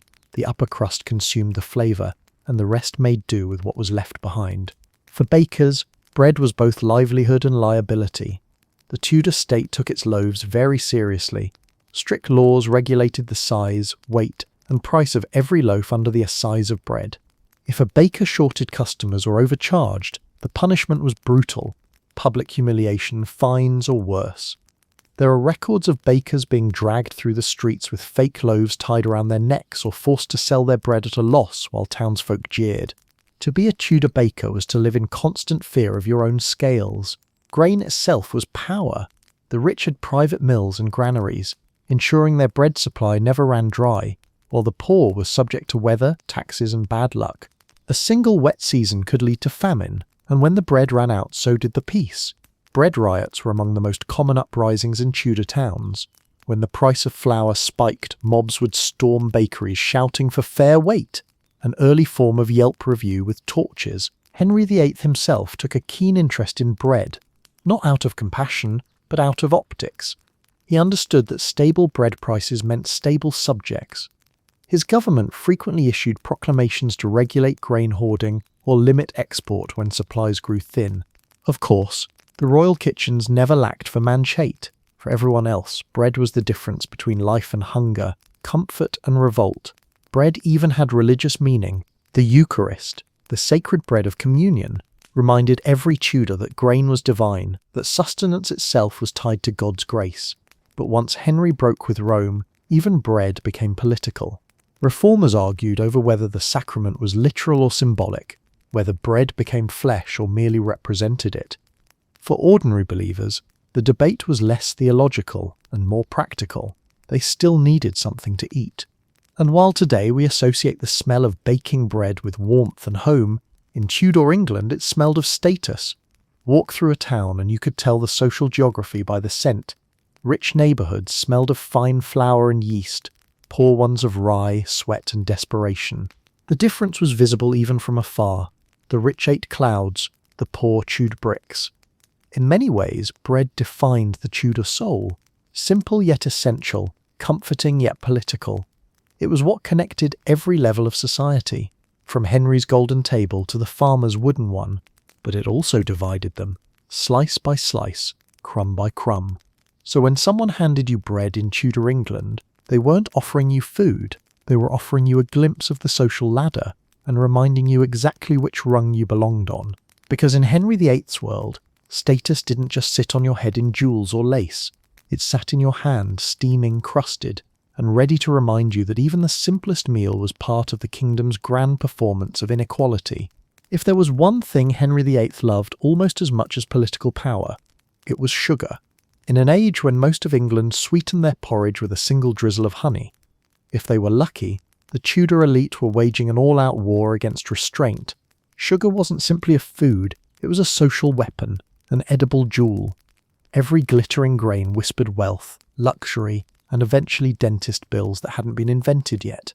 By the 1500s, sugar had evolved from rare medicine to high-fashion indulgence. Imported from distant colonies and refined in expensive batches, it was so valuable that nobles kept it locked away in ornate boxes like treasure. For the royal kitchens, it arrived in solid cones called loaves of sugar, which had to be shaved down with special knives. Each flake was precious, and every recipe that used sugar shouted status louder than a trumpeter in Henry's banquet hall. The Tudors turned sweetness into spectacle. The crowning glory of any feast was marchpane, a rich almond paste made from sugar and ground almonds, rolled flat and moulded into sculptures. Think of it as edible clay, only more expensive and less forgiving. Royal chefs crafted entire castles, coats of arms, mythical beasts, and even miniature battle scenes from marchpane, glazed to a glossy shine and dusted with gold leaf. Guests didn't just eat dessert, they admired it, applauded it, and occasionally wondered if it was blasphemous to bite the Virgin Mary's sugar replica. Desserts were often less about flavour and more about shock value, subtleties. Those decorative, inedible works of art that had once been made of sugar paste grew even grander.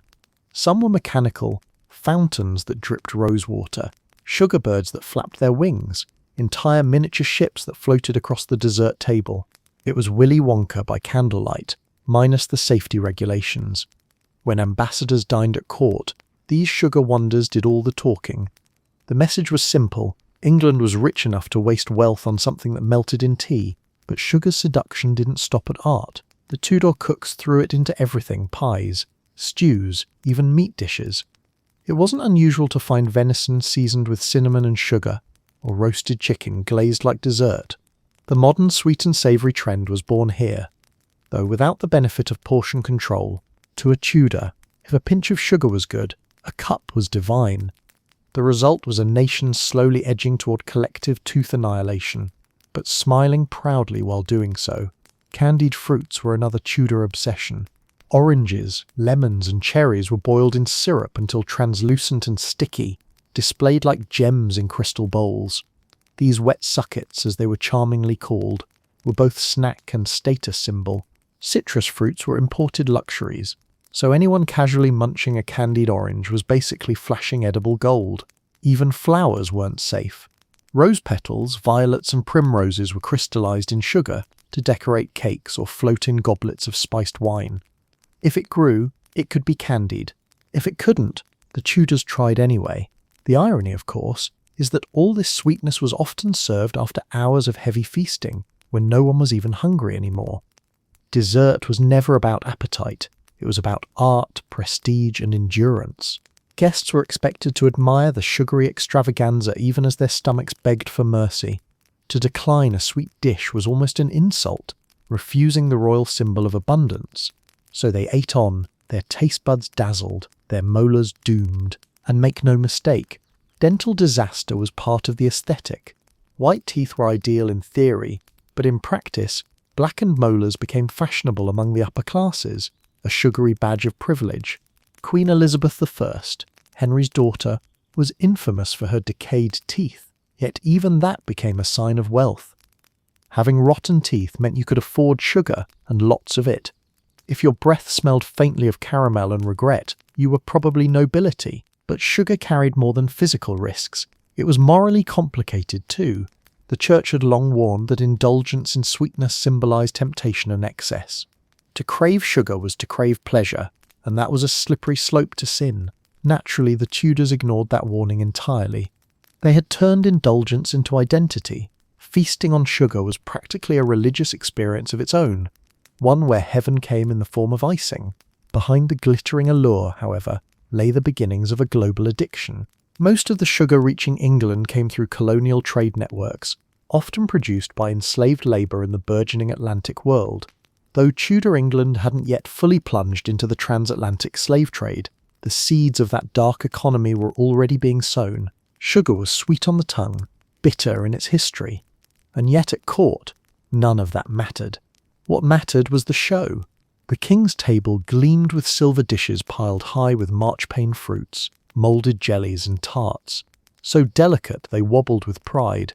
After-dinner courses called banquets in Tudor times were hosted in separate rooms decorated with perfumed herbs, where guests sampled sweets and fortified wines while gossiping about who had looked most magnificent during dinner.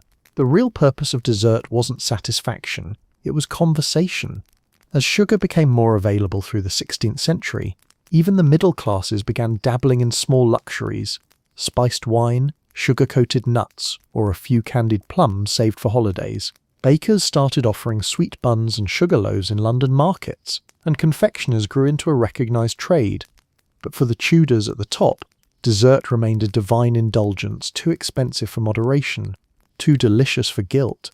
So in the gilded glow of Henry's candlelit feasts, sugar ruled supreme. It decorated tables, bankrupted treasuries, and reshaped English taste forever. For the Tudors, sweetness wasn't just flavour, it was philosophy. To eat sugar was to consume the world and smile while doing it, teeth be damned, because in Henry VIII's court, sugar wasn't the end of the meal, it was the crown jewel of monarchy itself, melting proof that power, like dessert, was best served in excess. If bread was the backbone of Tudor life, then alcohol was its bloodstream. Wine, ale, mead, and beer didn't just accompany meals, they replaced water entirely. And for good reason. Tudor water could kill you faster than gossip at court. Between open sewers, chamber pot runoff, and livestock bathing in rivers, a refreshing glass of water was basically an early form of roulette. So everyone drank alcohol, from king to kitchen boy, from dawn till dusk. Hydration was medieval, but hangovers were eternal. At Henry VIII's court, drinking wasn't a pastime, it was an institution. The royal cellars at Hampton Court were the size of small cathedrals, packed floor to ceiling with casks of ale and barrels of imported wine. Every day, hundreds of gallons flowed through the palace, brewed, poured, and consumed with impressive dedication. The king's household alone reportedly drank over 600,000 gallons of ale and wine per year. That's not exaggeration. That's national crisis-level consumption disguised as celebration. The morning began not with coffee, but with small ale, a weekly brewed beer with low alcohol content, safe enough even for children. Yes, Tudor toddlers grew up on beer. It wasn't rebellion, it was self-preservation. For adults, however, the options were endless.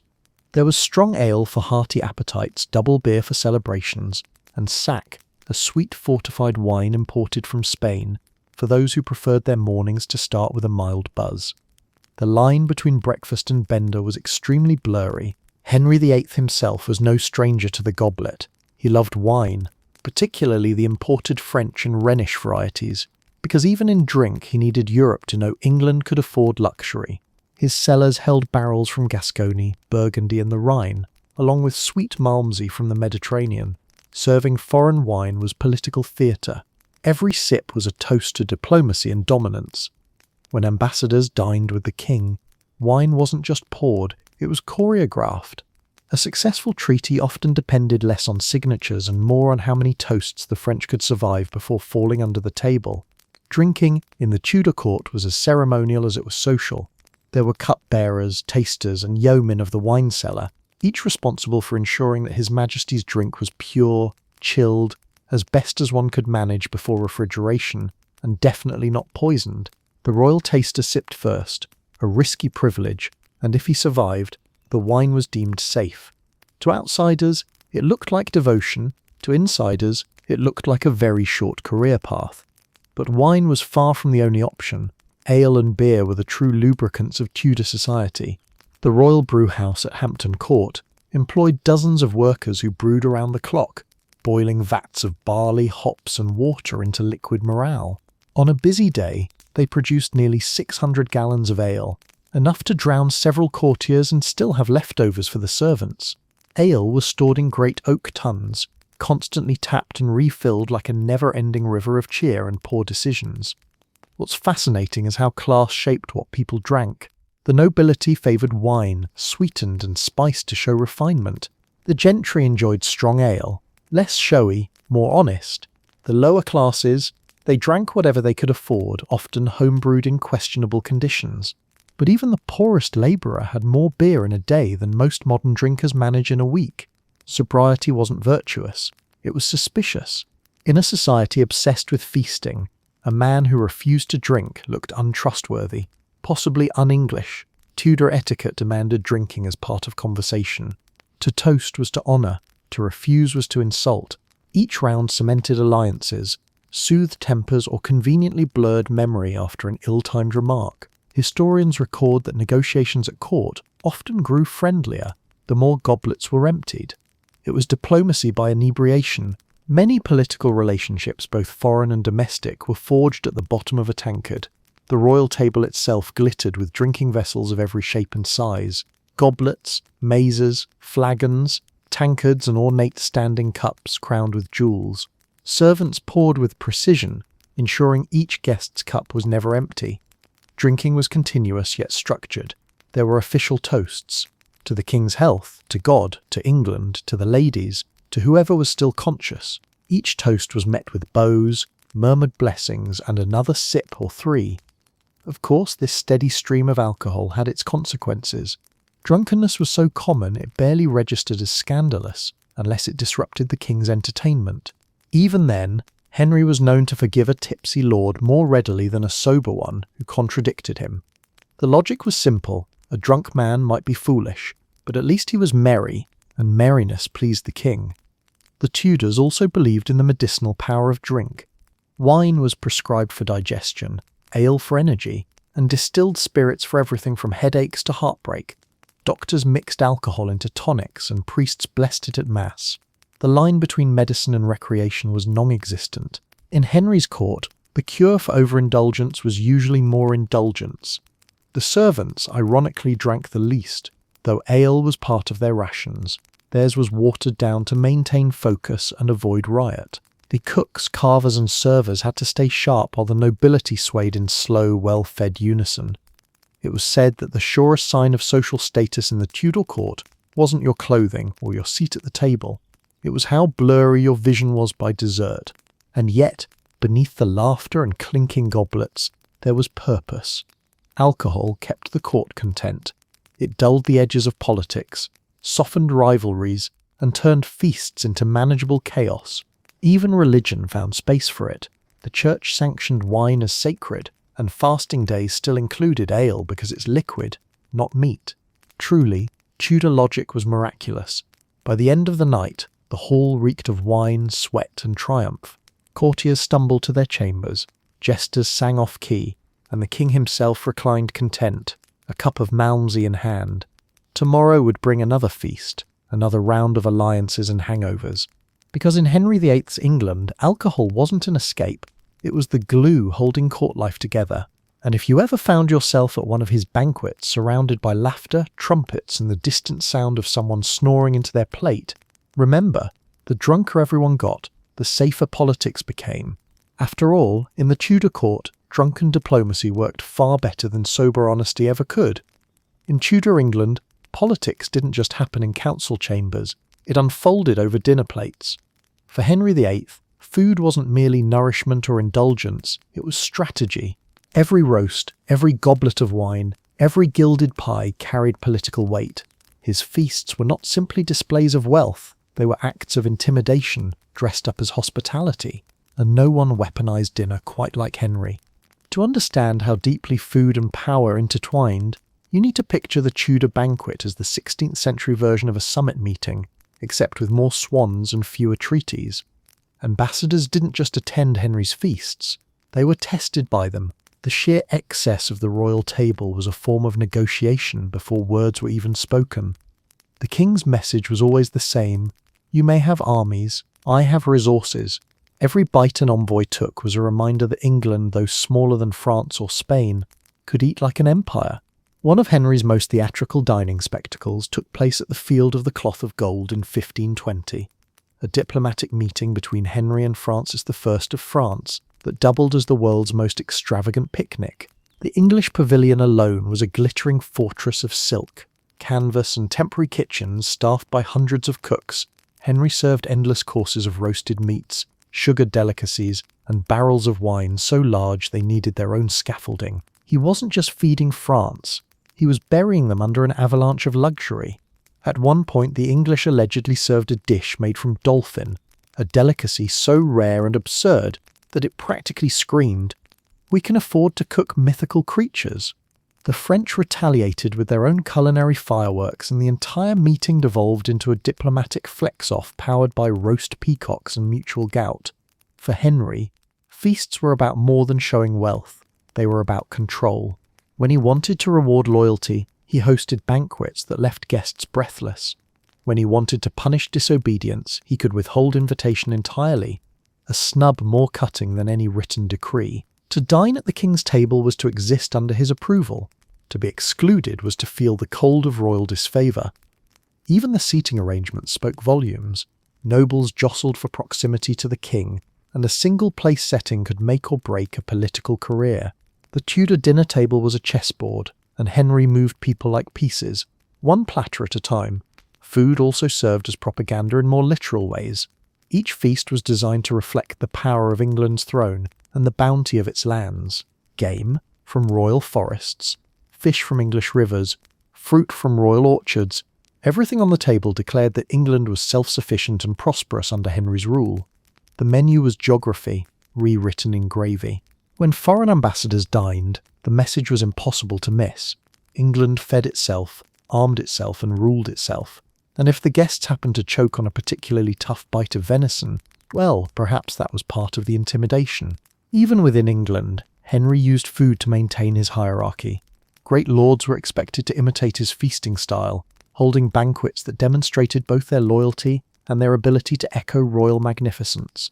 But no matter how much they tried, no one could out-eat the king. Henry's kitchens at Hampton Court operated on an industrial scale, capable of producing banquets that dwarfed anything seen outside the palace. When the nobility feasted, they were paying homage to royal grandeur. When Henry feasted, he was reminding them who set the standard. And then there was the psychological aspect, because Henry didn't just want admiration, He wanted awe. His guests were meant to be overwhelmed. The abundance was deliberate, bordering on absurd. Side dishes arrived faster than anyone could eat. Servants paraded through the hall in endless streams, and by the time dessert appeared, towering sugar sculptures and marchpane palaces, everyone was too stuffed to do more than gape. The point wasn't satisfaction, it was submission. No one left Henry's table feeling equal.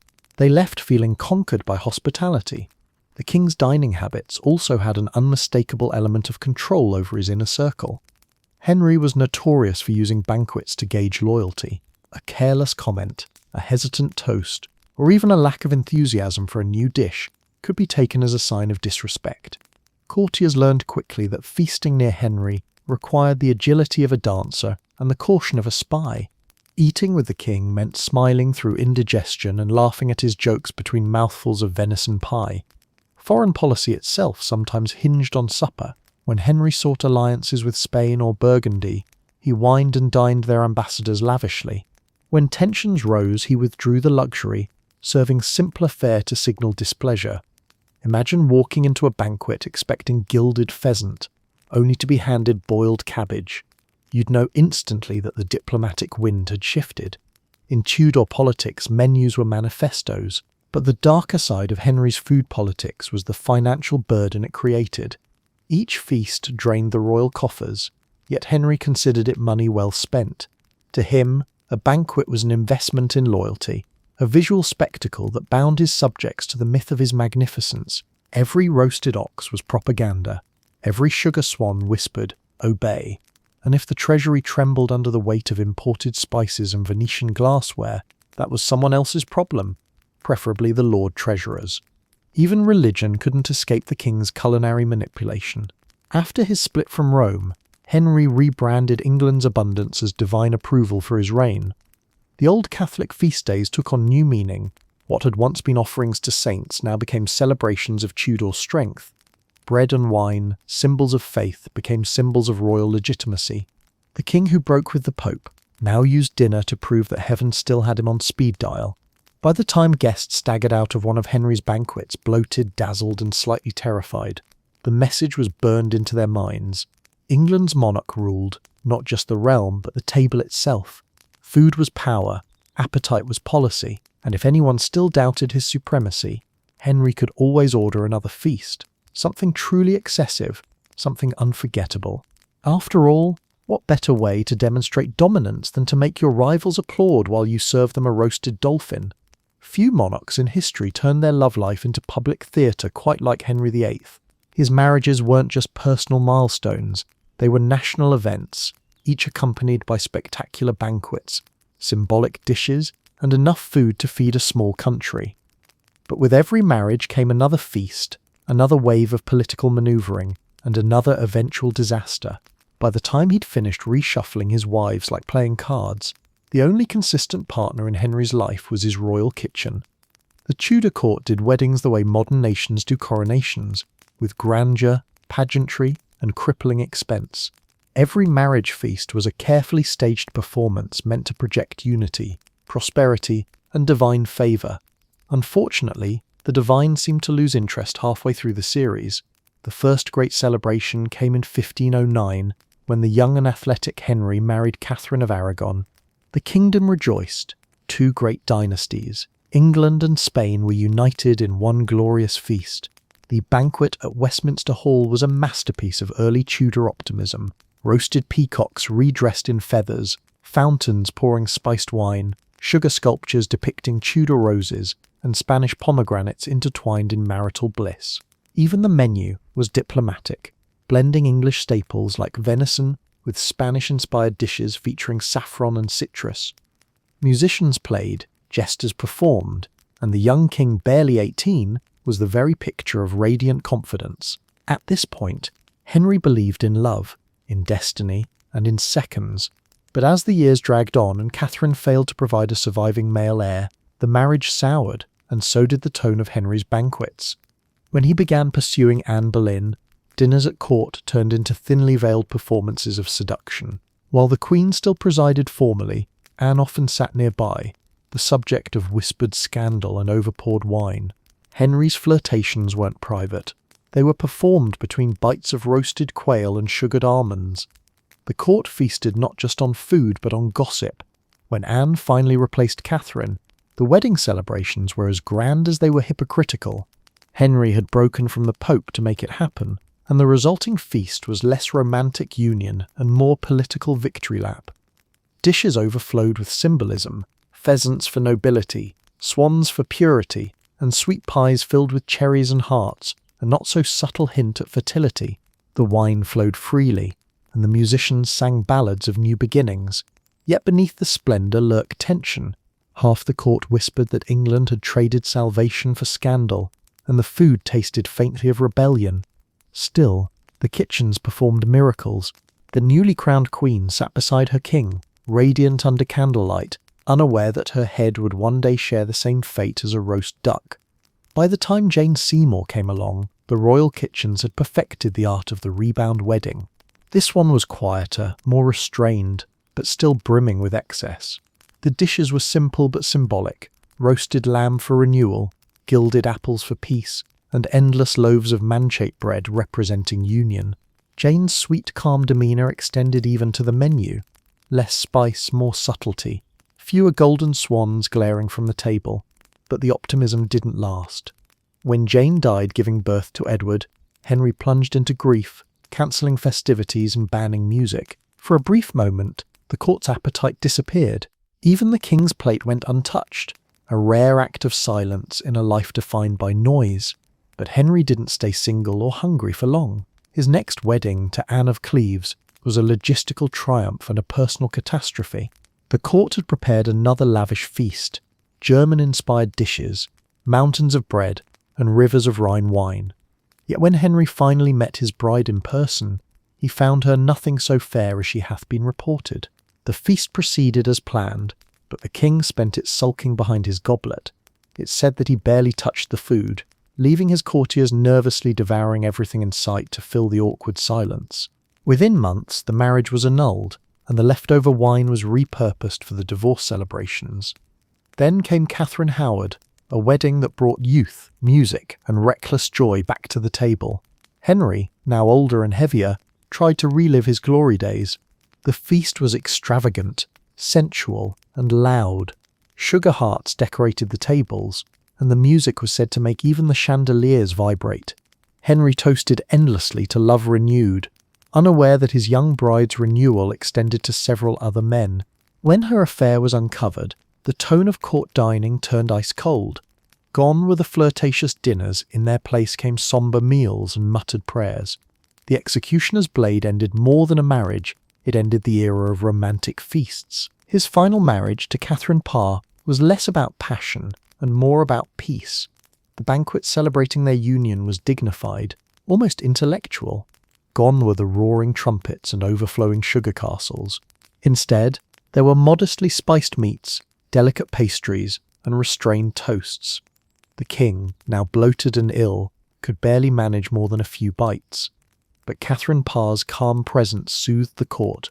The food may have been less spectacular, but the peace it represented was worth more than 1,000 roast peacocks.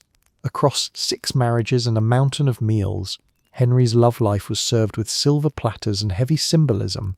Each feast reflected the mood of the nation: triumph, scandal, grief, or relief.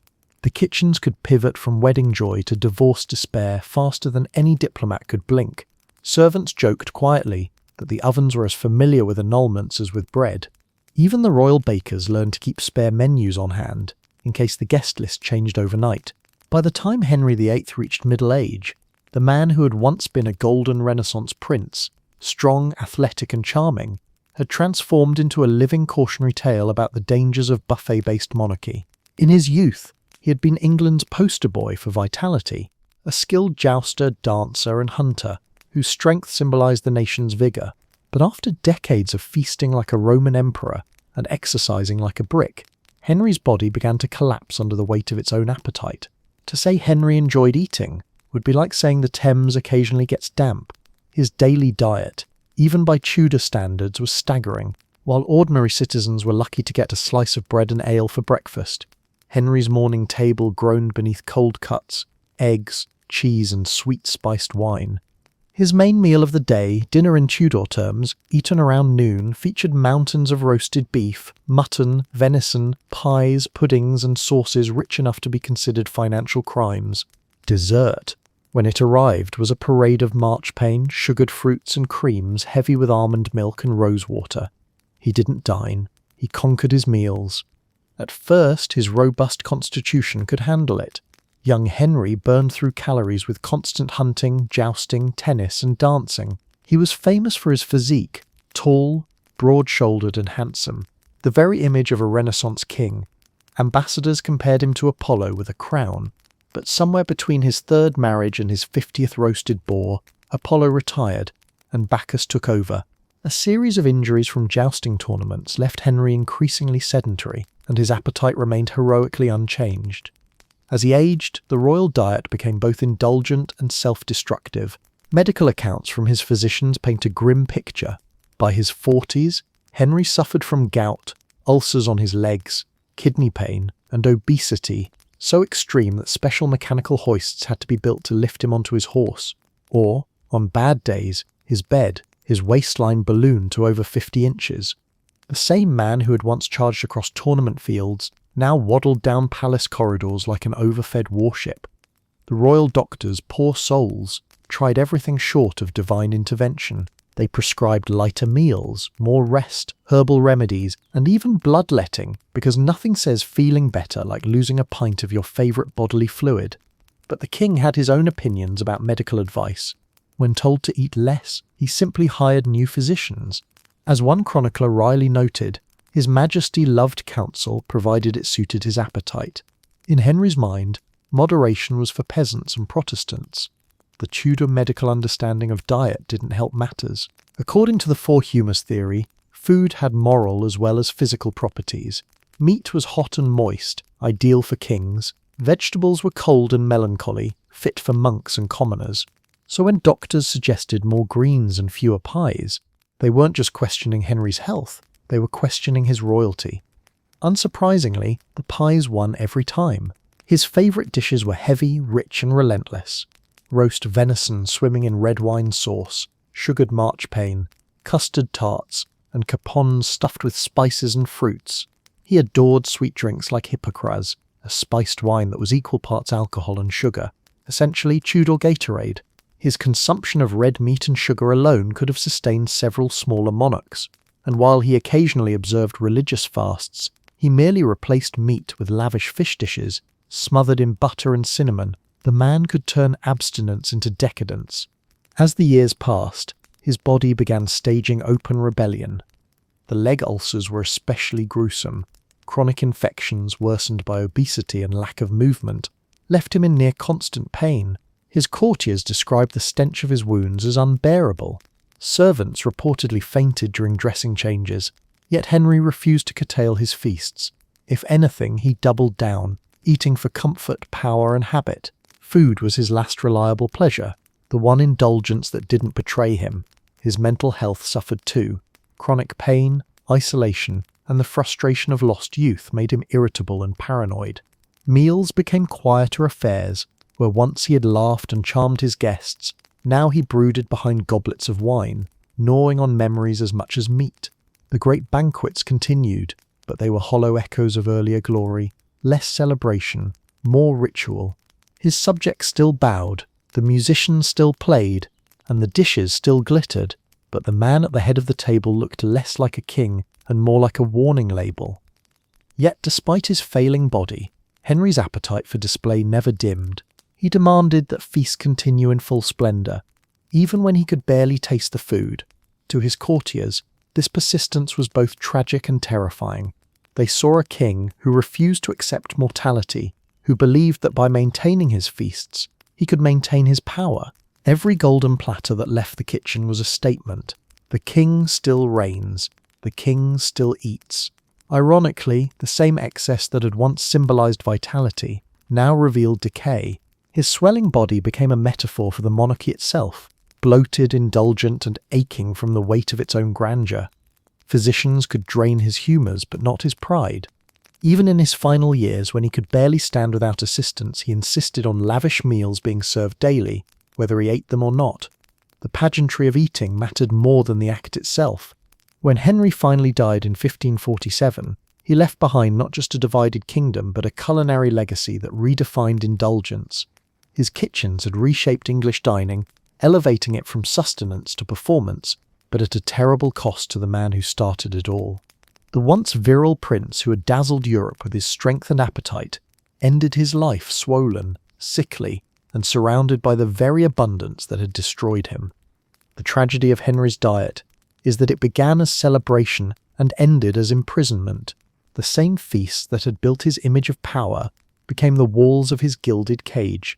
His table, once a throne of triumph, turned into his final battlefield, and he lost to his own menu. So when his doctors begged him to eat less, and he responded by firing them, it wasn't just stubbornness, it was identity. Henry couldn't separate his hunger from his crown.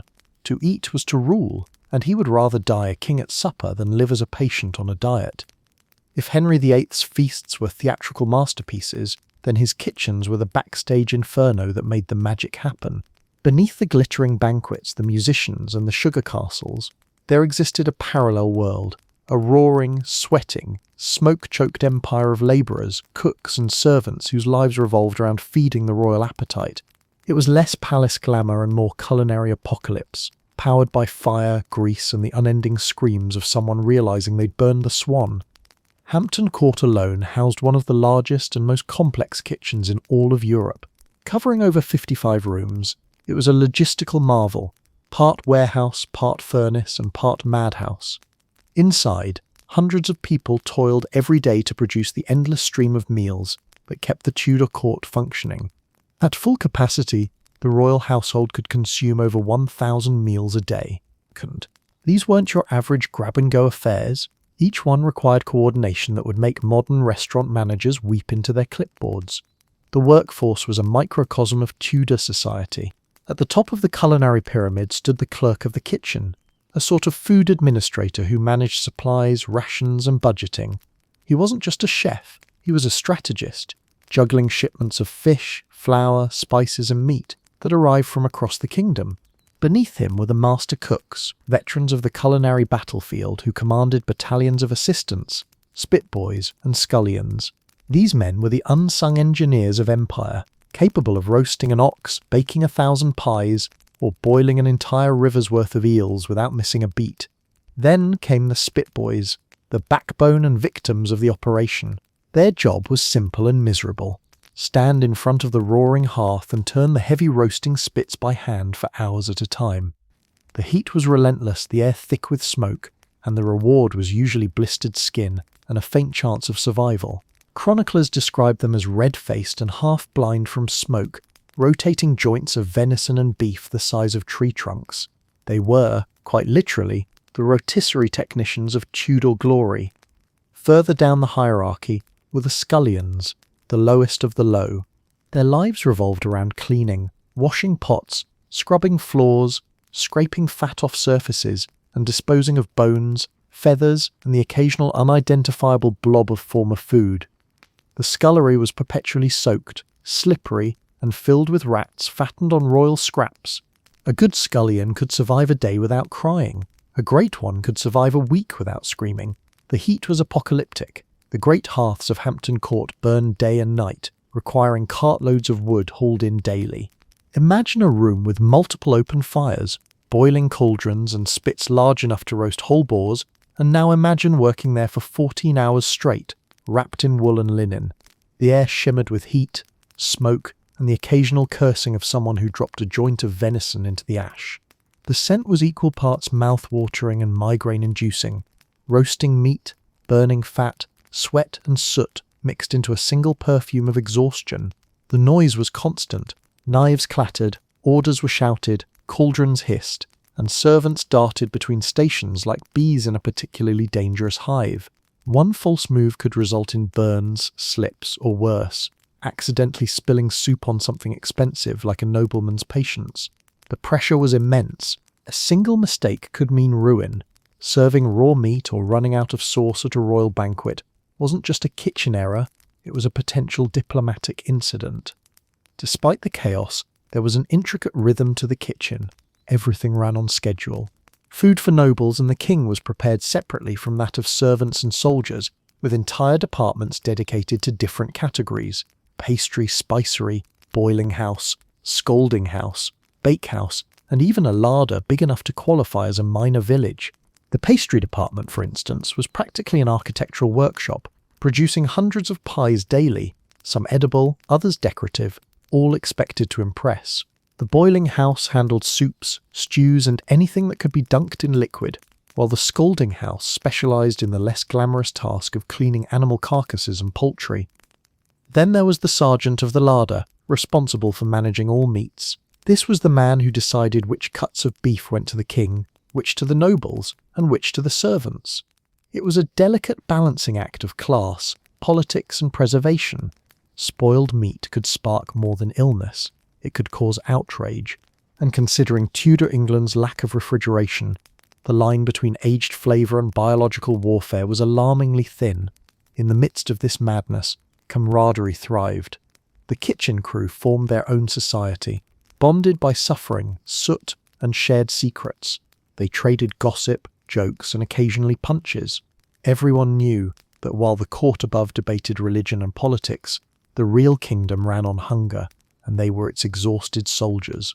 Their lives were invisible to the noble diners, but without them, the feast would vanish faster than Henry's patience during Lent. The conditions were brutal, but the sense of purpose was undeniable. To work in the royal kitchens was to serve the very heartbeat of the court. Even the lowest scullion could brag that he had scrubbed the king's pot, and though promotion was rare, it wasn't impossible. A skilled cook might rise through the ranks, catching the attention of the master cook or even the king himself.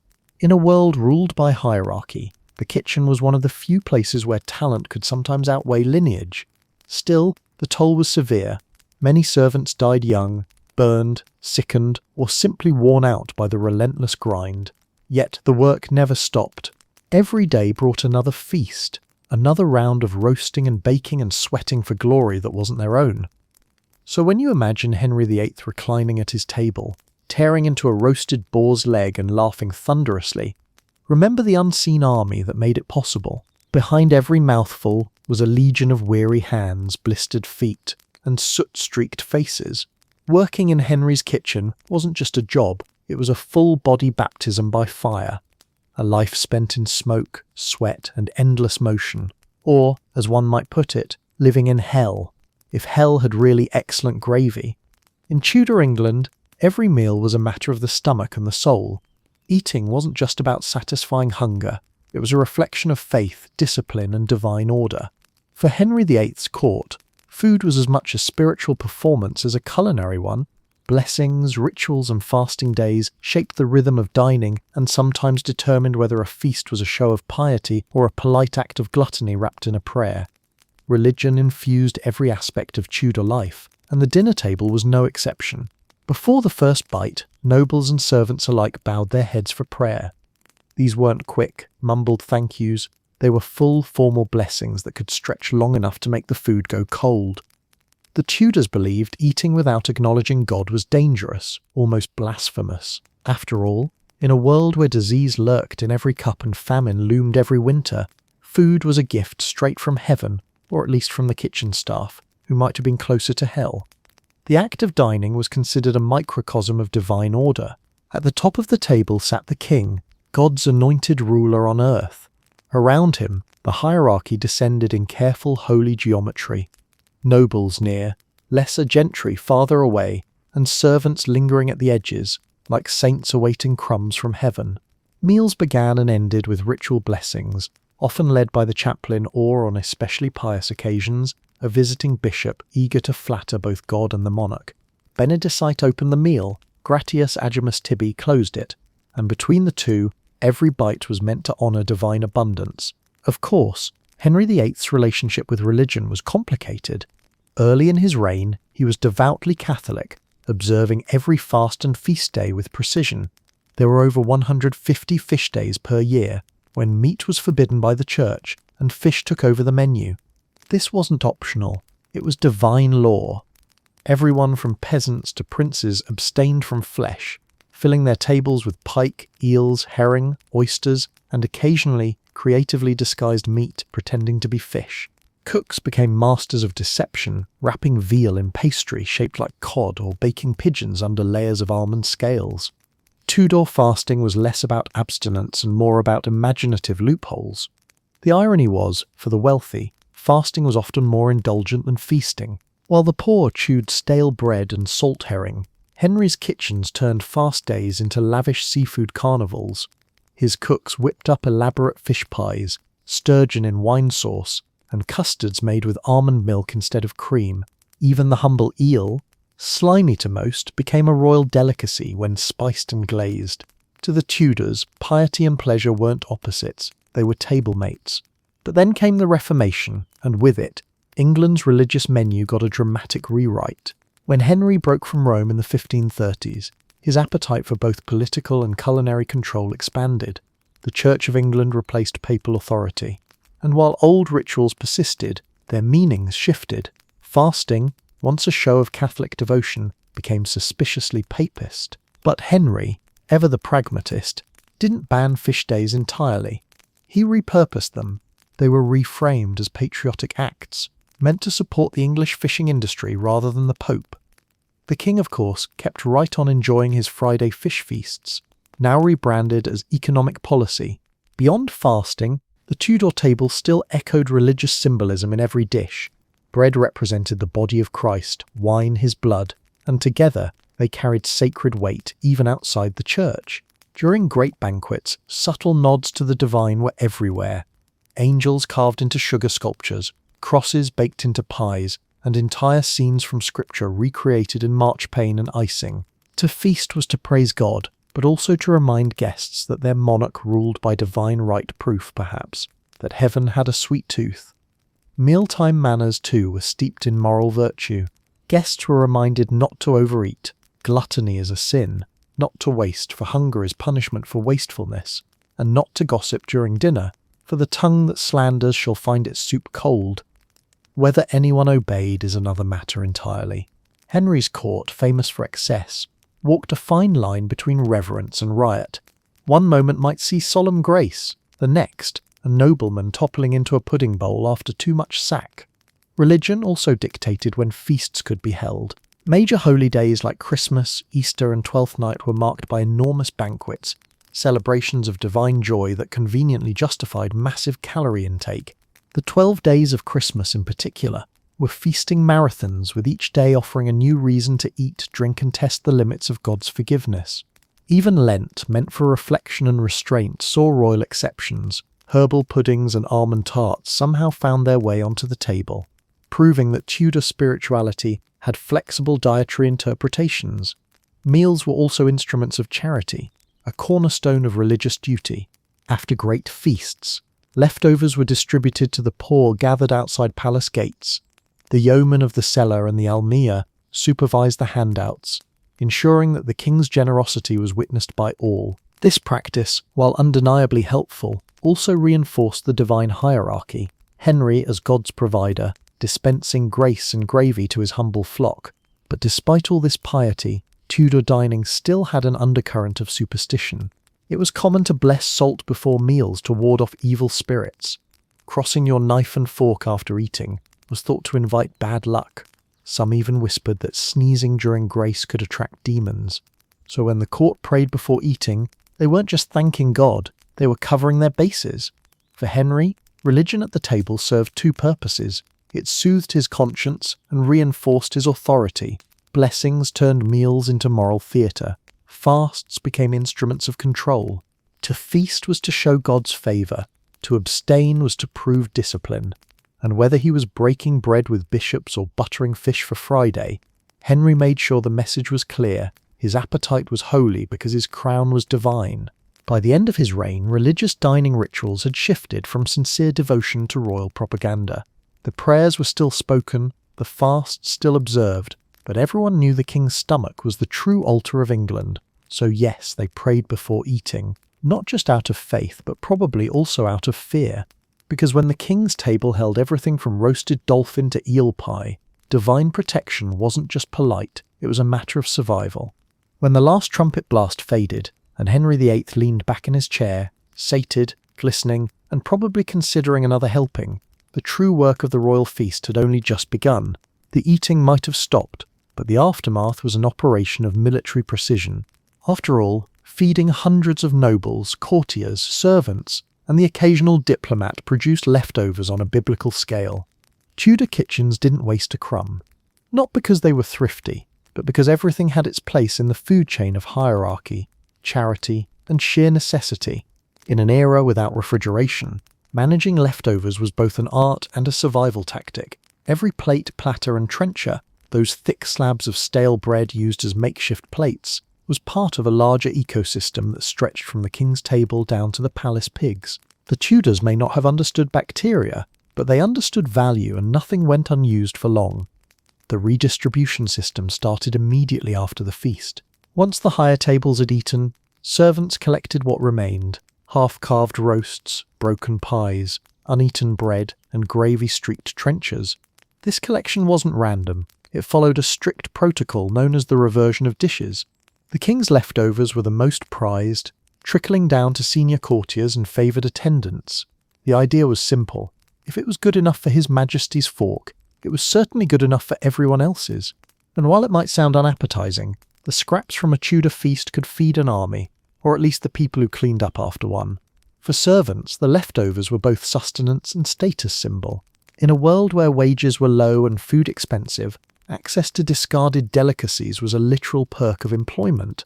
The yeomen of the pantry, the sewers, those who served dishes, not unblocked them, and the gentlemen ushers often dined on what nobles had left behind. It wasn't uncommon for a well-positioned servant to eat pheasant or venison while the poor outside the palace walls scraped by on rye bread and onions. Hierarchy extended even into the trash bins. But not everything stayed within palace walls. The almoner, an official appointed by the crown, was responsible for distributing edible leftovers to the poor waiting outside. This wasn't charity in the modern sense. It was a moral performance. After every grand feast, crowds would gather at the gates of Hampton Court or Westminster, bowls and baskets in hand, hoping for the royal crumbs. Servants loaded wagons with trenchers soaked in meat juices, broken loaves and cooled pies, which were then handed out to the needy. Chroniclers describe these scenes as chaotic blessings, poor families elbowing one another for morsels, thanking God and the king in equal measure. For Henry, this redistribution wasn't just kindness, it was politics. Feeding the poor kept the peace, and a well-fed populace was less likely to riot about taxes. Even the lowest scraps found a purpose. Bones, gristle, and spoiled bits were tossed to the palace pigs, which roamed near the kitchens and consumed whatever the humans rejected. The Tudors didn't have an official waste management system, but they did have hungry livestock. The pig's diet, an aristocratic buffet of leftovers, made them plump and highly desirable. And when the time came, those same pigs ended up back on the menu. In a way, the royal kitchens were running a perfectly Tudor version of recycling. Nothing is wasted if it eventually becomes bacon. Not all leftovers were safe, of course. The heat of the great halls turned food rancid quickly, especially in summer. But rather than risk poisoning the nobility, servants repurposed these questionable dishes for less sensitive audiences: guards, kitchen staff, or occasionally the dogs. It wasn't uncommon for the yeomen of the scullery to oversee entire batches of reheated stews made from yesterday's meats and thickened with today's regret. In a society without Tupperware or thermometers, leftover stew was both a tradition and a gamble. The Tudor obsession with order meant that even food waste had paperwork. The clerk of the kitchen recorded what was consumed, what was discarded, and what was redistributed. These accounts read like grocery lists written by an anxious accountant: 3 swans uneaten, 4 pies broken, 2 trenchers gone to arms. The precision was remarkable, and it served a purpose. Waste was costly, and any unexplained disappearance of food could signal theft or worse, corruption. A missing joint of mutton might not bring down a government, but it could certainly end a career. And yet, for all their efforts to minimise waste, Tudor feasts were inherently excessive. The scale of royal dining was so vast that some loss was inevitable. Trenchers alone were a logistical nightmare. Hundreds of thick bread slabs used once, then discarded or handed to the poor. Imagine a medieval landfill made entirely of gravy-soaked loaves. Still, the Tudors managed to turn even their excess into a moral message. The king fed everyone from duke to beggar to pig, and in doing so he proved that England's prosperity flowed from the throne itself. For the poor who waited outside palace gates, royal leftovers were both blessing and humiliation. To receive food from the king's feast was to survive another day, but also to be reminded of one's place in the cosmic food hierarchy. The Tudors saw charity not as social reform but as divine order. The rich gave, the poor received, and everyone agreed that God liked it that way. The scraps from the royal table weren't just food, they were sermons wrapped in pastry. Even the spiritual side of waste was codified. It was believed that wasting food was a sin, an affront to divine providence. Priests preached that every crumb had purpose, every bone a destiny, and so the system continued. The nobles dined, the servants scavenged, the poor waited, and the pigs rejoiced. What's astonishing is how smoothly this cycle worked. In an age of no refrigeration, no sanitation, and no modern storage, the Tudor court still managed to operate an early form of sustainable dining, albeit one powered by hierarchy and hunger. Today, we might call it zero waste. Back then, it was just Tuesday. So yes, even the pigs at Hampton Court ate better than most Englishmen. But to the Tudors, that was proof that the world was in order. The king feasted, the servants laboured, the poor prayed, and the pigs, well-fed and blissfully unaware, completed the circle. In Henry's England, nothing went to waste. Not food, not power, not even the leftovers of a monarch's appetite. If the Tudor feast was a performance, then the food was only the opening act. Once the plates of venison and pies of swan had been demolished or abandoned halfway for lack of stamina, the real show began. Because in Henry VIII's England, eating was never just about eating. It was about proving that England had enough money, creativity, and nerve to throw a dinner party that doubled as a circus. Banquets at Henry's court were explosions of sensory chaos, roaring firelight, clanging goblets, lute music, bursts of laughter, and the faint sound of someone regretting their fourth helping of pudding. But the entertainment, that was the crown jewel, the spectacle that transformed a simple meal into royal theatre.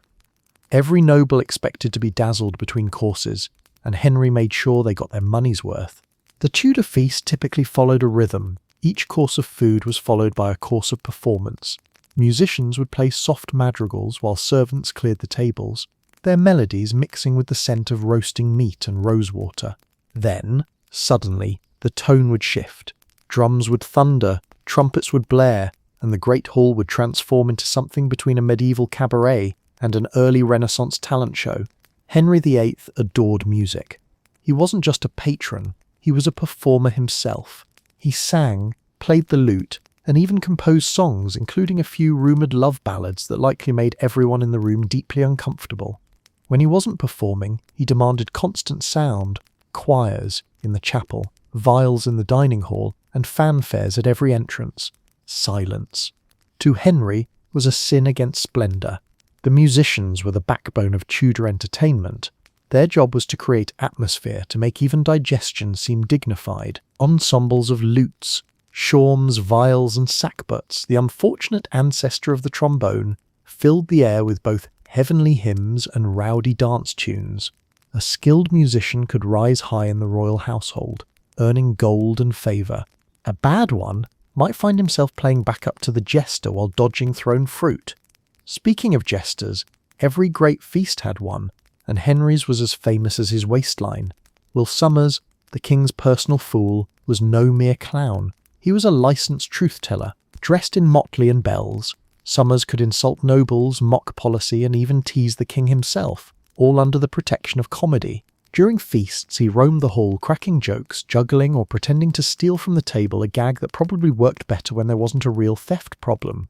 His humour was earthy, fast, and often scandalous, exactly the kind of wit that thrived in a room full of meat-drunk aristocrats. But jesters weren't the only entertainment. The Tudor imagination ran wild when it came to spectacle. Masks and pageants were especially popular. Lavish performances that blended drama, music, and elaborate costume. Picture this. The candles dim, the hall fills with smoke, and through a painted cardboard castle, stride actors dressed as gods, knights, or if the message was political enough, personified virtues like England and obedience. These productions weren't just for fun, they were propaganda on stilts. reinforcing the king's divine authority and his supposed role as the moral compass of the realm.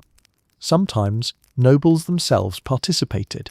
It wasn't unusual for Henry to don a disguise and join a mask incognito, though considering his size, disguise was probably optimistic. Chroniclers recount one famous event where Henry and several courtiers appeared dressed as Robin Hood and his merry men, bursting into a banquet to surprise the ladies of the court. They sang, danced, and handed out gifts before the king dramatically revealed his identity, prompting nervous laughter and a collective sigh of relief that no one had accidentally called him Fat Robin. For the more daring feasts, entertainment turned physical and occasionally explosive. Fireworks were still a novelty in Tudor England, imported from Italy and viewed with a mix of awe and terror. Royal pyrotechnicians, an actual job title, were hired to create indoor displays of coloured fire and dragon fountains that spat sparks across the hall. Guests would gasp, cheer, and occasionally duck.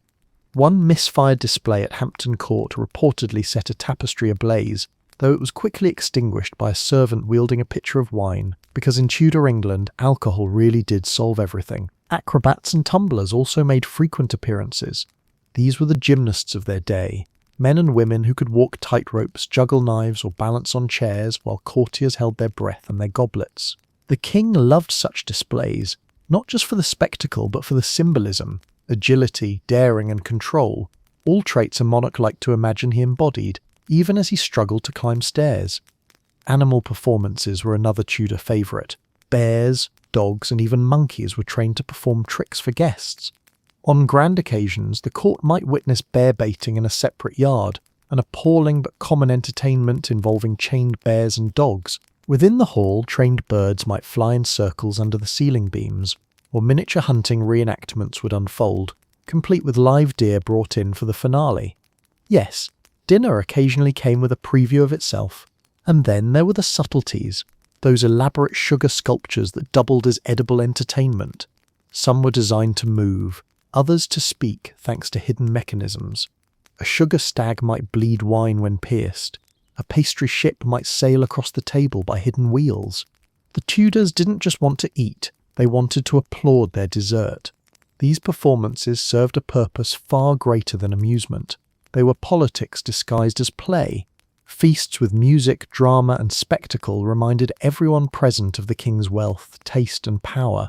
Even foreign ambassadors were often invited, their senses overwhelmed into submission by a flood of sound, sugar, and pyrotechnic smoke. Diplomacy by dinner table. It worked surprisingly well. For the performers, however, the glamour masked exhaustion. Musicians rehearsed for hours in sweltering halls. Jesters risked offence with every joke, and dancers sweated under costumes that could double as small tents. One wrong move, a sour note, a misstep, an ill-timed insult, and your next appearance might be as far from the banquet hall as the Tower's courtyard. Still, for all the chaos, Tudor entertainment had its magic. The flicker of candlelight on gilded walls, the echo of a lute through the rafters, the laughter of nobles half drunk on sack. It all created an atmosphere unlike anything before or since. A Tudor feast was not just eaten, it was experienced. So yes, picture it. You've just finished your 5th course of venison. Your waistband is dangerously tight, and suddenly a man in tights begins juggling flaming pineapples while a choir sings about virtue and victory. You're terrified, impressed, and mildly singed. Welcome to a Tudor banquet, where the food filled your belly, but the spectacle filled the crown with power. For Henry VIII, diplomacy wasn't conducted in quiet chambers with parchment and pens. It was performed in dining halls thick with the smell of roast meat and ambition. The king understood something every ruler before and after him would eventually learn. You can threaten a nation with swords, but you can seduce it with dinner. In Tudor England, international relations were not built on policy papers, they were built on pies. Royal banquets weren't just meals, they were meticulously staged spectacles of political theatre, each course a symbol, each goblet a negotiation. The guest list read like a who's who of 16th century power, ambassadors from France, envoys from Spain, merchants from Venice, emissaries from the Holy Roman Empire, all of them arriving with their stomachs empty and their suspicion full. Henry's task was simple: feed them into submission. At a political feast, Everything from the table layout to the sauces was deliberate messaging. Seating was hierarchy disguised as hospitality. The closer one sat to the king, the stronger the alliance or the larger the bribe. Ambassadors jockeyed for placement like knights before a joust, their dignity balanced on chair legs. Being seated near the royal elbow was a triumph. Being relegated to the far end of the table, next to the musicians or, God forbid, the Bishop of Bath, was a diplomatic insult of continental proportions. The menus themselves were exercises in culinary diplomacy. Each dish served to foreign guests carried political subtext.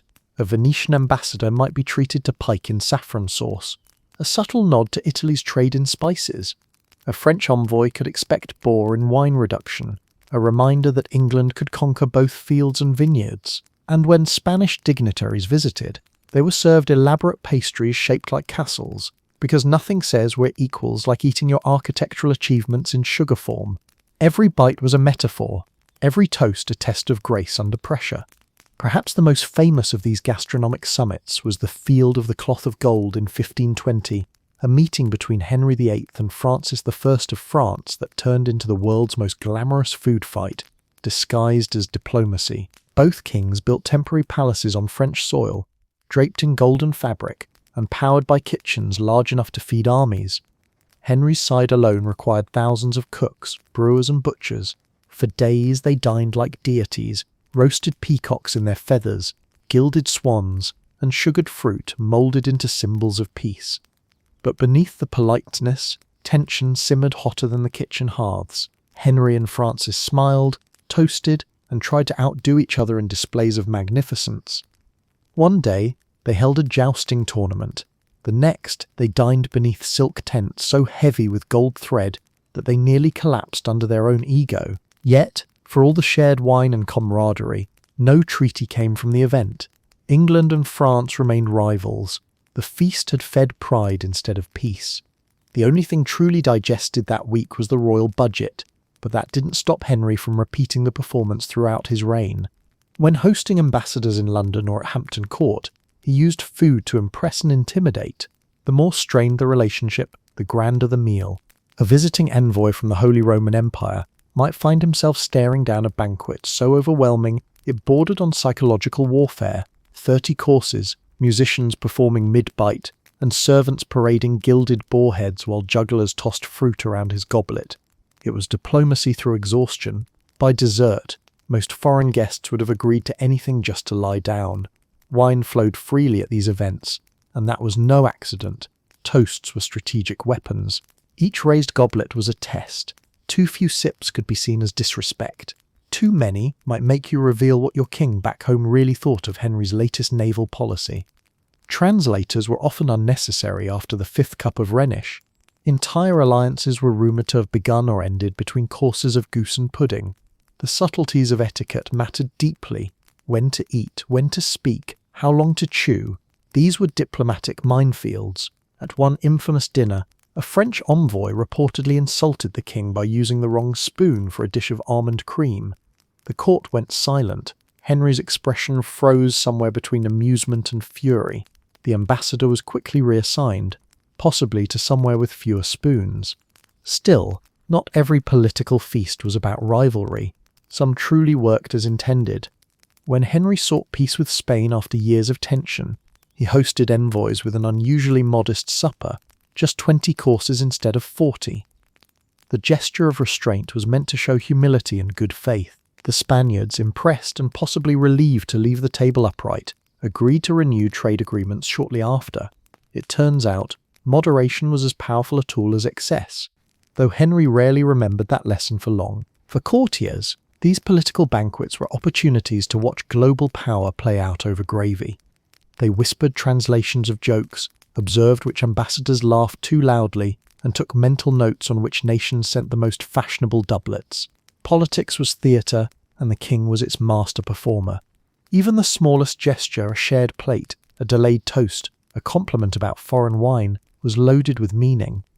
Behind the scenes, the royal kitchen staff dreaded such occasions. Preparing meals for international guests meant no mistakes.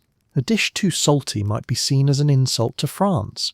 A pie undercooked could be taken as an omen of poor faith. the pressure was immense. The cooks often rehearsed the feast like an orchestra before opening night. Timing, taste and temperature, all synchronized with diplomatic precision.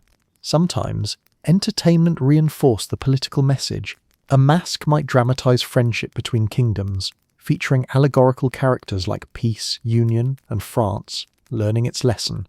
Henry himself occasionally appeared in costume, symbolically embracing his foreign guests, or, more memorably, upstaging them. Every act, every laugh, every perfectly carved roast reinforced one point. England was powerful, cultured, and impossible to ignore. Yet beneath all the splendour, there was always a tension. These feasts were meant to unify, but they also highlighted division. The very act of competing in generosity, who had the richest table, who poured the finest wine, turned diplomacy into a culinary duel. As one ambassador from Venice wrote after attending a Tudor banquet, "The king's hospitality was so vast that I could not tell whether I had been honoured or devoured." That was the brilliance of Henry's approach. He knew that after a meal so rich, so magnificent, and so utterly exhausting, no one left thinking of war. They were too busy praying for digestion. In a kingdom where food was power and spectacle was policy, diplomacy was best served roasted, spiced, and dripping with irony. Because in Tudor England, every treaty came with side dishes of roast irony, and more than a few hangovers. Behind every roasted swan, gilded pie, and mountain of sugar at Henry VIII's court was one unappetizing truth: somebody had to pay for it.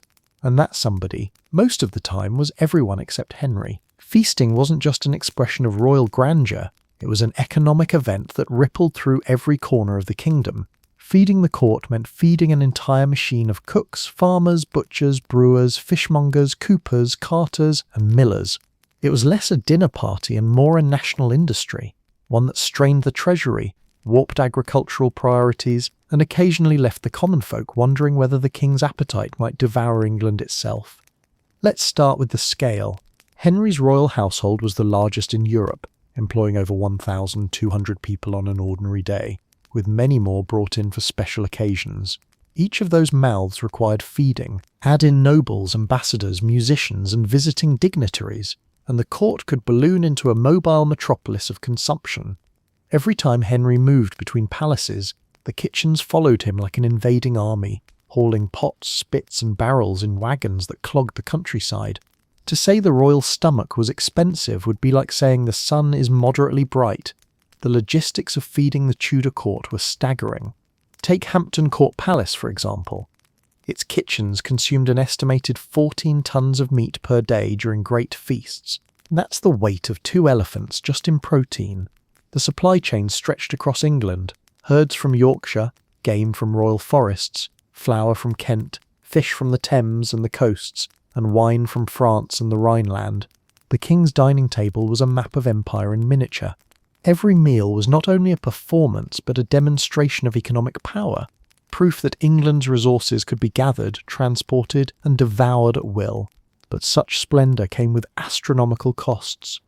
Royal feasting was one of the single most expensive elements of Tudor governance.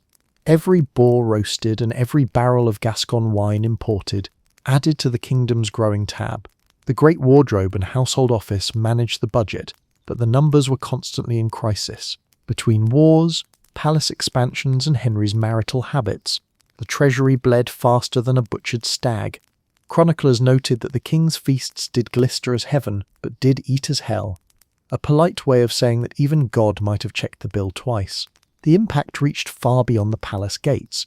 Feeding the royal machine altered the landscape of English agriculture.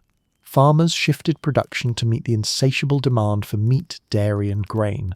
Cattle herds grew, hunting preserves expanded, and more land was devoted to wheat and barley for bread and ale. The needs of the court trickled down into the countryside like gravy into every crevice of society. Peasants and tenants worked harder to produce more, often without sharing in the rewards.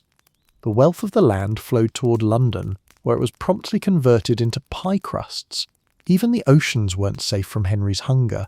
The massive demand for fish, especially during fasting days, supercharged England's fishing industry.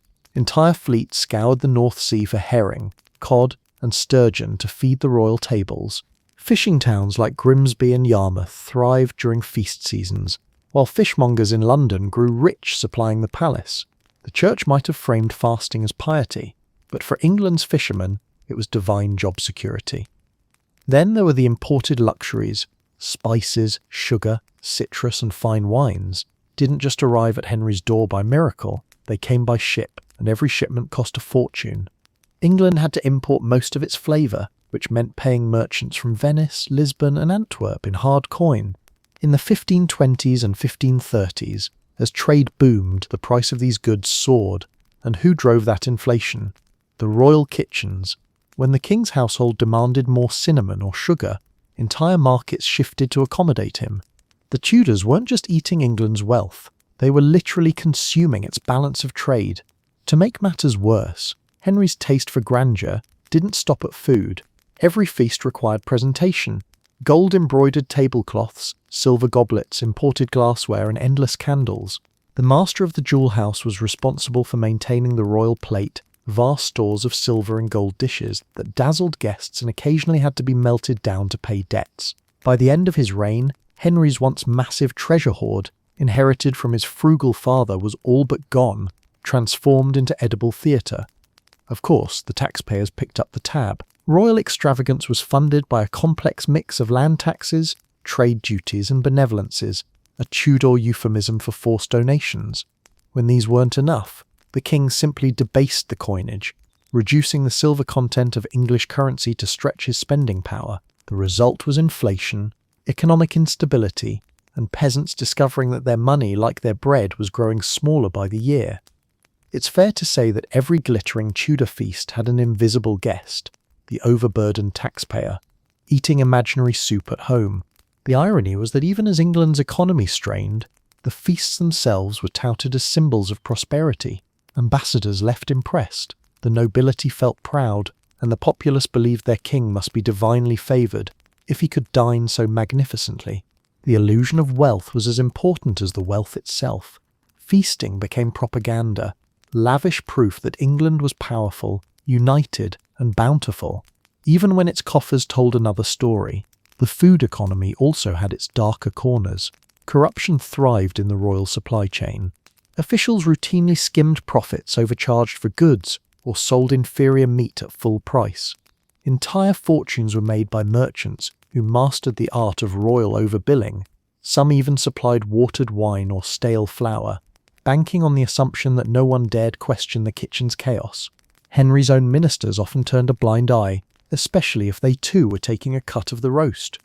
By the 1540s, the weight of indulgence, both literal and financial, was becoming impossible to ignore. The king was obese, the treasury anemic, and the English economy teetering under the burden of luxury. Yet the feasts continued. To stop them would have meant admitting weakness, and Henry never admitted weakness, not to his courtiers, not to foreign kings, and certainly not to his own reflection.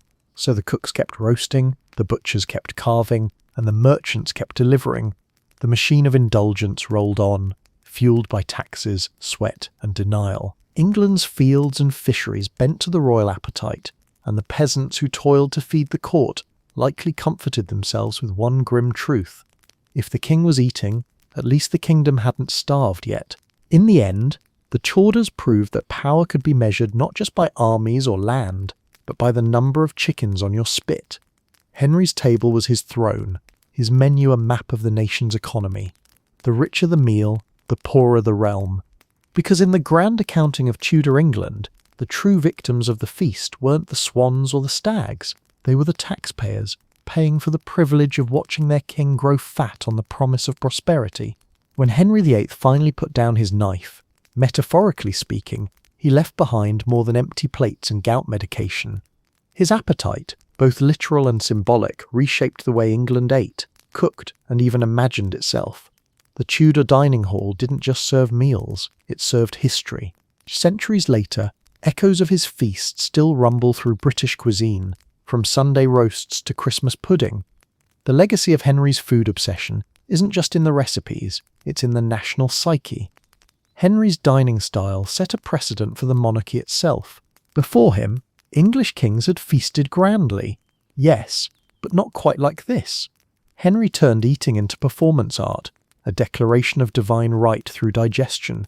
Every banquet was a sermon in calories, a royal proclamation that abundance equaled authority. This association between wealth, meat, and majesty persisted long after his death. Future monarchs Elizabeth I, James I, and even Charles II would all continue the tradition of the power table.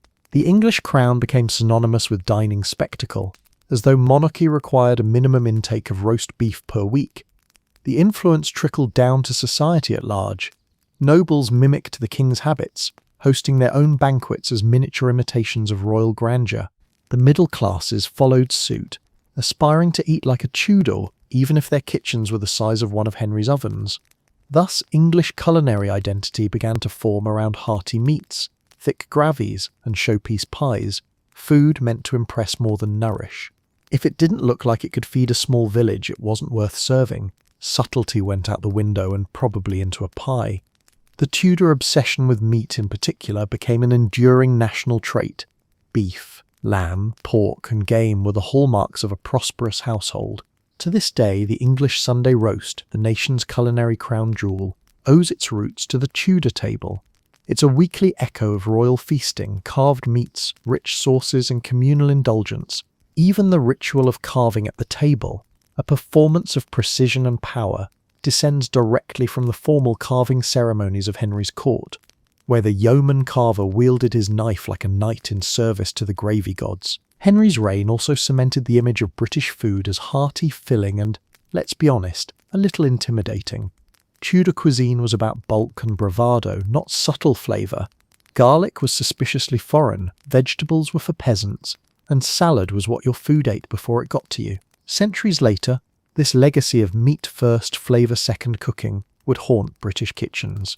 Even as the world embraced spices and refinement, the English remained fiercely loyal to pies, puddings, and puddles of brown sauce. In a way, the stereotype of bland, heavy British food is less about seasoning and more about ancestry. Culinary DNA passed down from the king, who treated his dinner table like a battlefield. The economic and social effects of Henry's appetite lingered as well. His relentless demand for luxury ingredients helped kickstart England's global trading ambitions. Spices, sugar, and wines were imported in such vast quantities that merchants established permanent trade routes to meet royal demand. It's no coincidence that within a century of his death, England would become a maritime empire. The Tudor craving for cinnamon and pepper was an early step toward the British Empire's obsession with global trade and colonisation, followed closely behind. You could argue that Henry's sweet tooth indirectly helped launch the East India Company. Imagine explaining that to Parliament. We owe the empire to one man's obsession with candied fruit. The royal kitchen system, too, left a lasting mark. The hierarchy, structure, and logistics of feeding the Tudor court became a model for later palatial and aristocratic kitchens across Europe. The division of labour, spicers, bakers, carvers, sauciers, was a forerunner to modern professional kitchens. In a strange twist of history, the chaos of Hampton Court's infernal kitchens helped shape the world of culinary order centuries later.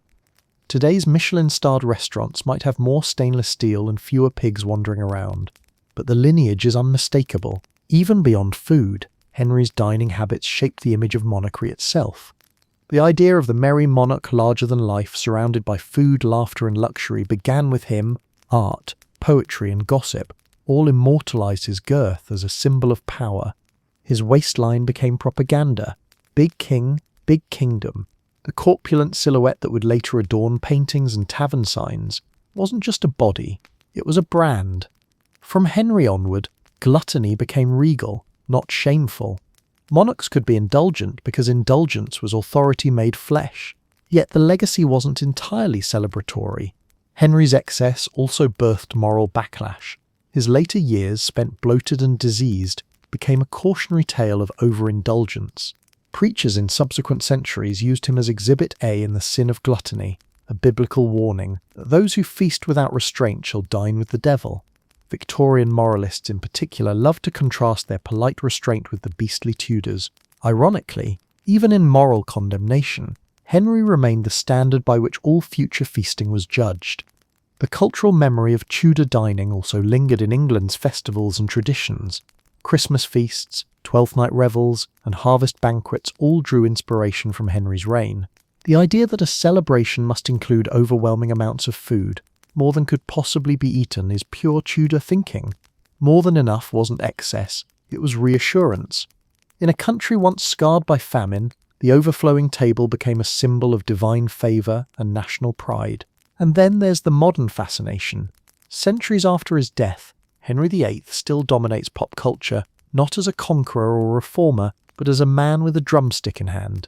Television shows, documentaries, and museum exhibits revel in his appetite.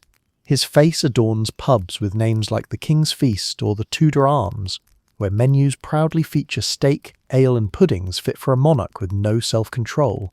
He has become culinary shorthand for extravagance, the original foodie tyrant. In the end, Henry's dining legacy is a strange mix of glory and indigestion. He elevated English cuisine while simultaneously giving it a reputation for heaviness. He turned feasting into political theatre, but also bankrupted parts of his own treasury doing so. He made the royal table a stage for ambition, ego, and national pride, and whether you're carving a Sunday roast or quietly judging the density of your Christmas pudding, you're still participating in the long shadow of Henry's dinner bell. Centuries later, we still think of British food as heavy, meaty, and slightly alarming. Thanks, Henry. The man may have lost wives, wars, and money, but he never lost his appetite. And in the grand buffet of history, his table still hasn't been cleared.